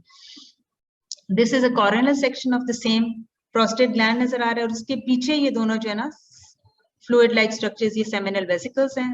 Again ileum, ये वही बोन है, आइलियक बोन है, ये कोरोनल सेक्शन है, मतलब इस तरह से आपने स्ट्रेट लिया हुआ पेशेंट को, फेमरल हेड अगेन। तो this is the normal anatomy of the pelvis. Coming to the female anatomy of female pelvis, तो ये एनाटमी भी एमआर पे ज्यादा अच्छी नजर आती है। ये क्रॉस सेक्शनल एनाटमी एक्सेल, ये आगे जो आपको नजर आता है फ्लूइड फिल्ड, ये ब्लैडर है। Posterior to this is the uterus, uterus में सेंटर में ये एंडोमेट्रियम है, साइड पे इसका ये मायोमेट्रियम है sorry. This structure that you see with small follicles और cysts, this is the right ovary, and this structure that you see over here, this is the left ovary with small follicles in it. और ये पीछे जो structure नजर आ रहा है जिसमें एयर है ब्लैक, ये जो है रेक्टम है। ठीक है, और अगेन ये लैटरल पेल्विक वॉल मसल्स, ये आइलियक बोन है, और ये फिर सेक्रम आ रही है। So this is all those normal structures जो हम लोग एनाटमी में देखते हैं। ठीक है, this is again another view, ovary ज्यादा प्रोमिनेंट नजर आ रही हैं और पीछे रेक्टम नजर आ रहा है, और ये ऊपर के लेवल पे यूट्रस खत्म हो गई है, we gone at higher level. ठीक है, तो ये कोरोनल सेक्शन है। Again you can see T1 और T2, आपको डिटेल में जाने की जरूरत नहीं, but basically again pelvis uterus you can see के एंडोमेट्रियम सेंटर में नजर आ रहा है, ये junctional zone, and then you have the myometrium with it. ठीक है, ये सैजिटल सेक्शन है। सैजिटल में आपको क्या नजर आ रहा है? ये प्यूबिक बोन है यहाँ पे, over here you have the urinary bladder, posteriorly इसके यूट्रस है पूरे जिसमें एंडोमेट्रियम है, और पोस्टीरियरली फिर रेक्टम है, ये प्री सेक्रल स्पेस है जिसमें फैट है सारी, और ये फिर सेक्रम इटसेल्फ है जिसमें से के नर्व्स बाहर निकल रही हैं। ठीक है, ये सीकम और बाकी स्ट्रक्चर्स तो एक पे देखना आपको मुश्किल होता है, once you see the other scans तो आपको पता चल जाएगा। और ये नीचे पोर्शन जो इसका आ रहा है ये सर्विक्स का पोर्शन है, ये यूट्राइन बॉडी है, ये यूट्राइन फंडस है, central echogenic endometrium, central hyper intense जो एंडोमेट्रियम आ रही है, और ये सर्विक्स है। ठीक है, एनी क्वेश्चंस?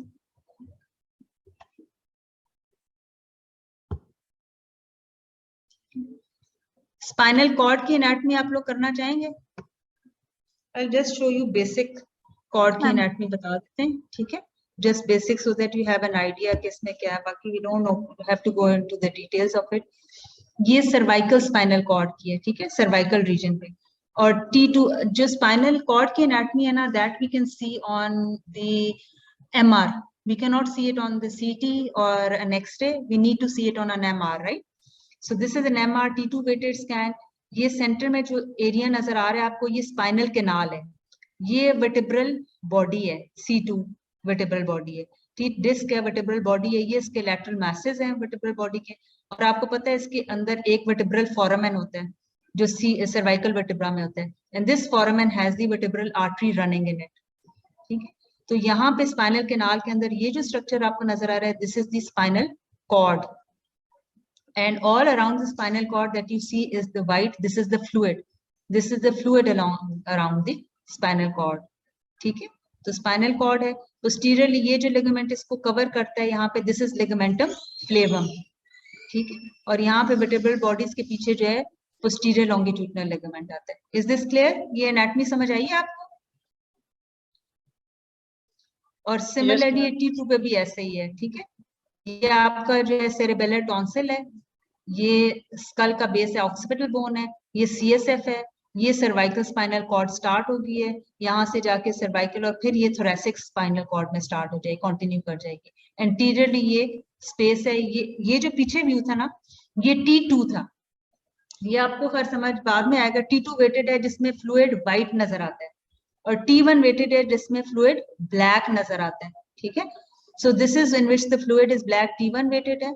ये सराउंडिंग CSF है स्पाइनल कॉर्ड के, ये पूरा स्पाइनल कॉर्ड इटसेल्फ है थोरेसिक कॉर्ड, ये वर्टेब्रल बॉडीज है, ये इंटरवर्टेब्रल डिस्क्स हैं, ठीक है। इनमें चेंजेस हैं, नैरो हो गई हैं, फ्लूइड कंटेंट कम है, फिर उसके ये सारा हमें नजर आता है। और इफ यू गो पोस्टीरियरली ये सॉरी ये T2 वेटेड है, ये T1 वेटेड, ये T1 वेटेड है। फ्लूइड ब्लैक अगर है तो T1 है, आप इतना ही बस याद रखें। CSF या फ्लूइड ब्लैक है तो T1 है। कहीं पे भी ब्रेन में कर रहे हैं आप, पेल्विस में कर रहे हैं, एब्डोमेन में कर रहे हैं, और कहीं फ्लूइड व्हाइट है तो फिर वो T2 वेटेड इमेज है। आपके लेवल पे इतना ही पूछेंगे, इतना ही आपको बताना चाहिए, ठीक है। और ये जो आपको नजर आ रही है ना, ये नर्व्स निकल रही हैं, ये नजर आ रही है, ये स्पाइनल कॉर्ड से ये नर्व निकल रही है और ये फोरामेन में जा रही है। तो आपको जो मैं कह रही थी ना, पहले किसी डॉक्टर साहब ने सवाल किया था, बैक एक हो तो हम एक्सरे करा लें, एक्सरे पे कुछ भी पता नहीं चलेगा। अब इसकी MR की रेजोल्यूशन इतनी अच्छी है कि ये नर्व अगर कहीं कंप्रेस होगी, कोई ऑस्टिफाइट होगा, इसको कंप्रेस करा होगा, आपको नजर आ जाएगी। तो अगर if you think neurological symptoms हैं तो फिर आप MR ही कराएं, दैट विल बी डायग्नोस्टिक कि किस लेवल पे ऑब्स्ट्रक्शन है और क्या चीज ऑब्स्ट्रक्ट कर रही है, क्या प्रॉब्लम कर रही है, कंप्रेशन है या नहीं, नर्व कंप्रेशन या कॉर्ड कंप्रेशन, ठीक है। बाकी we have already done this atlantoaxial joints वगैरह, I won't go into the detail, time भी कम है मेरे ख्याल से। और ये एक्सियल है, ठीक है। एक्सियल में अगर आप देखें, ये वर्टेब्रल बॉडी है, ये लंबर वर्टेब्रल लेवल पे हम आ गए, ठीक है। पहले मैंने जो आपको दिखाया था, ठीक है, पहले एक्सियल कर लेते हैं। ये लंबर वर्टेब्रल बॉडी, ये वर्टेब्रल बॉडी है, ये इसका पेडिकल है, ये इसका लेमिना है, ये लेमिना है, ये स्पाइनस प्रोसेस है। ये जो स्ट्रक्चर्स आपको नजर आ रहे हैं ना यहाँ पे, ये नर्व रूट्स हैं, कॉर्डा इक्वाना नर्व रूट्स हैं। ये वर्टेब्रल कैनाल है, ये स्पाइनल कैनाल है इसका, ठीक है। और यहाँ के अंदर इस तरह आपको नर्व्स इतनी अच्छी निकलती हुई नजर आती हैं, ठीक है। इसी का ये सैजिटल सेक्शन है। और ये कौन सा सेक्शन है? T2 है, T1 है, बताएं? T2 इसलिए कि फ्लूइड जो है CSF इसमें व्हाइट नजर आ रहा है, ठीक है। ये वर्टेब्रल बॉडीज हैं, बीच में इंटरवर्टेब्रल डिस्क स्पेसेस हैं जो आपको नजर आ रही हैं, ठीक है। ये फिर स्पाइनल प्रोसेस है। Ma'am sorry to interrupt ma'am, maybe I wasn't there, आप T2 और T1 का जरा फिर से बता दें। यार वैसे तो बहुत सारे डिफरेंसेस होते हैं, बट आपके लेवल पे इतना याद करना इज इम्पोर्टेंट एंड इनफ कि T1 वेटेड में फ्लूइड जो है ना वो ब्लैक नजर आता है, ठीक है। और T2 वेटेड में फ्लूइड व्हाइट नजर आता है, ठीक है। Ma'am what's the application for T? हम लोग जब भी इमेजिंग करते हैं, हम T1 T2 वेटेड सीक्वेंसेस दोनों करते हैं, हम कोई भी ऐसा MR नहीं करते जो सिर्फ एक सीक्वेंस पे करें। Okay, thank you. क्योंकि अब T2 पे पैथोलॉजी ज्यादा नजर आती है और T1 अगर आप देते हैं तो आप कंट्रास्ट T1 पे दे देते हैं, वो फिर बहुत हाई फाई चीजें हो जाएंगी। मतलब देखिए, but we always do both the imaging, ऐसा नहीं होता कोई भी MR विदा इन दो सीक्वेंसेस के बगैर नहीं होता, एडिशनल सीक्वेंसेस भी करते हैं, ठीक है। अब ये जो है ना कोरोनल व्यू है, वर्टेब्रल बॉडीज है, डिस्क स्पेसेस हैं, ये आपको लिवर नजर आ रहा है, ये स्प्लीन नजर आ रही है, ये सॉस मसल्स नजर आ रहे हैं साथ जाते हुए, ये लैटरली फोरामेन है जिसमें से नर्व्स निकल रही हैं। तो the anatomy and things are really very clear. ये जो है सेक्रम आपको नजर आ रही है, पेल्विक बोन है, तो आपको कोरोनल, एक्सियल, सैजिटल तीनों सेक्शंस मैंने दिखा दिए किस तरह आपको क्या क्या चीजें और किस तरह आपको नजर आ सकती हैं इसमें, ठीक है। तो again anatomy is very important, radiological anatomy. Okay, now time भी आपका शॉर्ट ही है मेरे ख्याल से। अब क्या रह गया है आपका? तकरीबन हमने सारा कवर कर लिए। If you want the common brain pathologies 2-3 slides हैं, इफ यू वांट तो आपको दिखा दूं, और अगर आप थक गए हैं तो we can stop it. Yes ma'am. क्या ब्रेन और मैम दिखा रहे जाते हैं।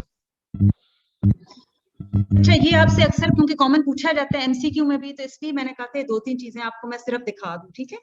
अब ये जो आपको नजर आ रहा है ना, एक तो ब्लड आपको सीटी पे हाइपरडेंस नजर आता है। हाइपरडेंस का मतलब होता है ब्लैक वाइट, ठीक है। ये सीएसएफ ब्लैक नजर आता है। व्हाइट मैटर मैंने आपको बताया क्योंकि इसमें माइलिन होती है, हाइपोडेंस होता है। ग्रे मैटर रिलेटिवली हाइपरडेंस होता है। और ये बहुत हाइपरडेंस जो नजर आ रहा है ये हेमाटोमा है। और ये एक्स्ट्रा ड्यूरल है। क्यों एक्स्ट्रा ड्यूरल है? क्योंकि ये बाय कॉन्वेक्स है। बाय कॉन्वेक्स समझ आ गया? लेंटिकुलर की इसका आउटर मार्जिन भी कॉन्वेक्स है और इनर मार्जिन भी कॉन्वेक्स है। समझ आ गया? ये एक्स्ट्रा ड्यूरल हेमरेज है। और extra dural haemorrhage usually trauma या फ्रैक्चर के साथ होता है। अब इसके ऑपोजिट में आपको दूसरा दिखाती हूँ। ये क्या है? ये सबड्यूरल हेमरेज है। ये कॉनकेवो कन्वेक्स होता है या क्रिसेंट शेप होता है। नजर आ रही है? इसका आउटर मार्जिन कॉन्वेक्स है, इनर मार्जिन जो है कॉनकेव है। उसका ये था लेंटिकुलर या बाय कॉन्वेक्स। ये नजर आया? बाहर से भी ऐसा है, अंदर से भी ऐसा है। ये बाय कॉन्वेक्स है, लेंटिकुलर है और ये एक्स्ट्रा ड्यूरल है। और ये क्या है? सब ड्यूरल है। और ये यूजुअली ओल्ड एज में ट्रिवियल ट्रॉमा भी हो जाता है, इसके लिए फ्रैक्चर की जरूरी नहीं है। और ये जो है सूचर से लिमिटेड नहीं होता है, जबकि वो सूचर से लिमिटेड होता है एक्स्ट्रा ड्यूरल, ठीक है। तो but again the shape is important, MCQ में पूछते हैं, आपको पता होना चाहिए। ये जो है अब आपका ये जो फ्लूइड है, ये ब्लड है, ये कहाँ आ रहा है? ये एक्स्ट्रा सेरेब्रल सीएसएफ स्पेसेस में है, सुप्रासेलर सिस्टर्न में है, सिल्वियन फिशर में आ रहा है। ये सबएरेक्नॉइड हेमरेज है। आपको मैंने स्लाइड दिखाई थी ना शुरू में सबएरेक्नॉइड हेमरेज में, कि सबएरेक्नॉइड स्पेस जो है कहाँ पे आती है? सल्साई के बीच में जा रही होती है और सिस्टर्न्स में होती है। तो दिस इज दैट स्पेस जो पूरी, सो दिस इज सबएरेक्नॉइड हेमरेज। समझ आ गई? ये नॉर्मल आपका जो ब्रेन मैटर में सल्काई में ये होता है, ब्लैक होता है, फ्लूइड होता है। अगर ये ब्लैक एरिया रिप्लेस हो जाए हाइपरडेंस ब्लड से, तो फिर इसको सबएरेक्नॉइड हेमरेज आप कहेंगे। समझ आ गई? तो एक्स्ट्रा ड्यूरल, सब ड्यूरल और सबएरेक्नॉइड इस तरह अपेयरेंस में डिफरेंट होते हैं और नजर भी फर्क आते हैं, ठीक है। मैम ये सबएरेक्नॉइड हेमरेज क्यों हुआ है? सबएरेक्नॉइड हेमरेज की कॉमनेस्ट कॉज जो होता है ना, रप्चर्ड बेरी एन्यूरिज्म होता है। लेकिन वैसे इसके अलावा ट्रॉमा और दूसरी चीजों से हो सकता है, बट मोर देन 80% केसेस में बेरी एन्यूरिज्म का रप्चर होता है। इसीलिए फिर अगर सबएरेक्नॉइड, सॉरी मैम नजर आएगा इस पे? नहीं, आपको ये सिर्फ होता है कि जो मैक्सिमम जहाँ ब्लड आ रहा हो ना, तो आपको शक होता है उधर है। इसीलिए अगर सबएरेक्नॉइड हेमरेज हमें टेबल पे मिलता है ना सीटी में, तो उसका प्रोटोकॉल है कि आप उसका सीटी एंजियो उसी टेबल पे उसी वक्त कर देते हैं, क्योंकि इंसिडेंस इज सो हाई। फिर आप पिकअप कर लेते हैं कि एन्यूरिज्म कौन सा है, 1 है, 2 है, कौन सा रप्चर हुआ है, और फिर उसकी आप कॉइलिंग कर सकते हैं। अब तो इंटरवेंशन आ गई है, तो हम हमारे सेटअप में तो उधर अफीरी में उसी वक्त कॉइलिंग भी कर देते थे, या फिर न्यूरोसर्जन से बैठ के डिपेंडिंग नेक विड्थ क्या है वो फिर उसकी सर्जरी कर सकते हैं। तो इसलिए इसके लिए जरूरी है कि साथ आप सीटी एंजियो भी कर लें, ठीक है। Thank you ma'am. वेलकम। ये वेंट्रिकुलर हेमरेज है। वेंट्रिकल्स में पूरा वाइट ब्लैक होना चाहिए फ्लूइड, लेकिन इसमें आपको नजर आ रहा है ब्लड। तो क्योंकि पेशेंट ऐसे लेटा होता है जब सीटी करते हैं, तो अगर वेंट्रिकुलर हेमरेज हो तो वो नीचे फ्लूइड लेवल देता है आपको, ठीक है, फ्लूइड लेवल। तो इंट्रावेंट्रिकुलर हेमरेज है ये, ठीक है, ये ऐसे है। और ये इंट्रा पेरेन्काइमल ब्लीड है, ये पेरेन्काइमा के अंदर है। वो सारे एक्स्ट्रा एक्सियल है। एक्स्ट्रा एक्सियल और इंट्रा एक्सियल का कॉन्सेप्ट है, क्या होता है एक्स्ट्रा एक्सियल और क्या होता है intra axial? Anyone?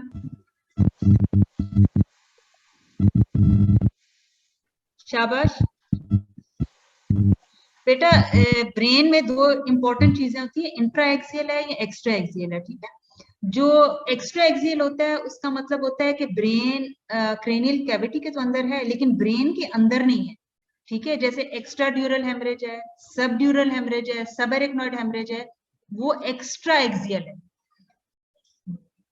Cranial cavity के अंदर है पर ब्रेन के अंदर नहीं है। समझ आइए? ये स्पेस में रन कर रहा है, ये स्पेस में है बाहर, ठीक है, ये भी बाहर स्पेस में है। तो ये सारे एक्स्ट्रा एक्सियल हेमरेजेस हैं।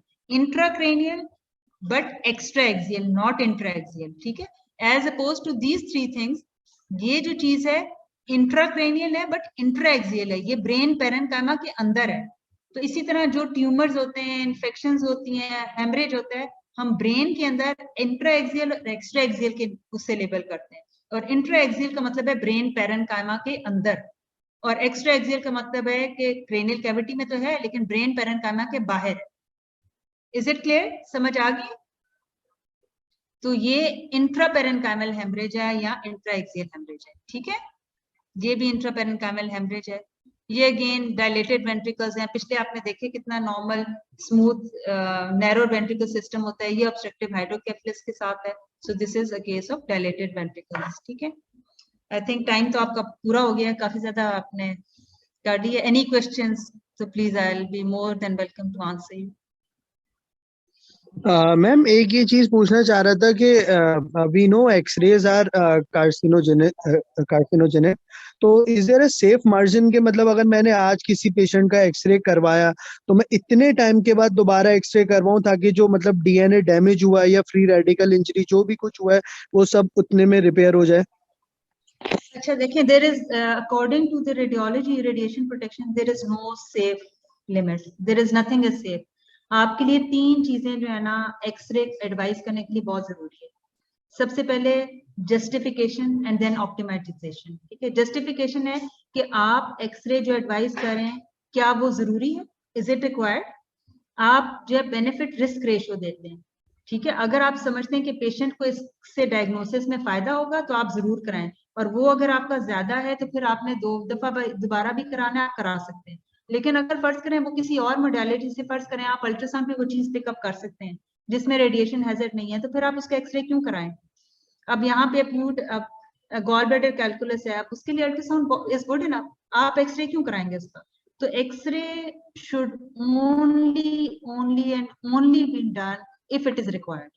एक्सरे ऐसे नहीं करना चाहिए, और अगर रिक्वायर्ड है तो फिर दूसरी चीज होती है ऑप्टिमाइजेशन, जो हम लोग करते हैं कि हमने फिर केवी ज्यादा रखा, उसको कॉलिमेट किया, मिनिमम एरिया एक्सपोज किया, मिनिमम, ताकि उस एक्सरे में भी उसको पेशेंट को मिनिमम डोजेज जितनी रिक्वायर्ड है उतनी मिले, उससे ज्यादा ना मिले, जिसमें कि हमें मैक्सिमम इंफॉर्मेशन मिल जाए।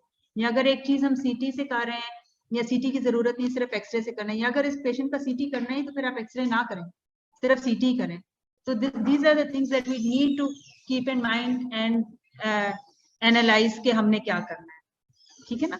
This is very important, this is really very important. And मैं तो खुद इसकी बहुत ज्यादा हूँ, रेडिएशन प्रोटेक्शन और उसकी, कि जिस तरह से हम लोग एक्सरे कर रहे होते हैं, पेशेंट दाखिल होता है और हर एडमिटेड पेशेंट का एक्सरे टेस्ट हो रहा होता है, जिस तरह ब्लड सीपी यूरिन आ रही हो रहा है, इस तरह अल्ट्रासाउंड एब्डोमेन और चेस्ट एक्सरे भी सबका हो रहा है।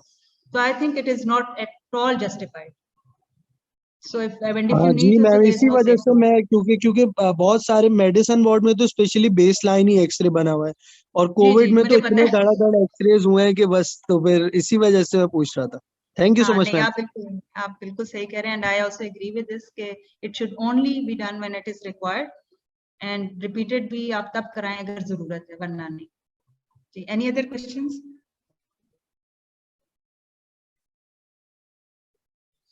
चलें जी, thank you, thanks a lot. It was a very good interactive discussion and I hope you benefit from it, और इंशाल्लाह all of you pass, इंशाल्लाह we'll pray कि आप सब पास हो जाए इंशाल्लाह, ठीक है? Best of luck. चला ma'am, thank you. Thank you ma'am. Allah bless you. जी, thank you.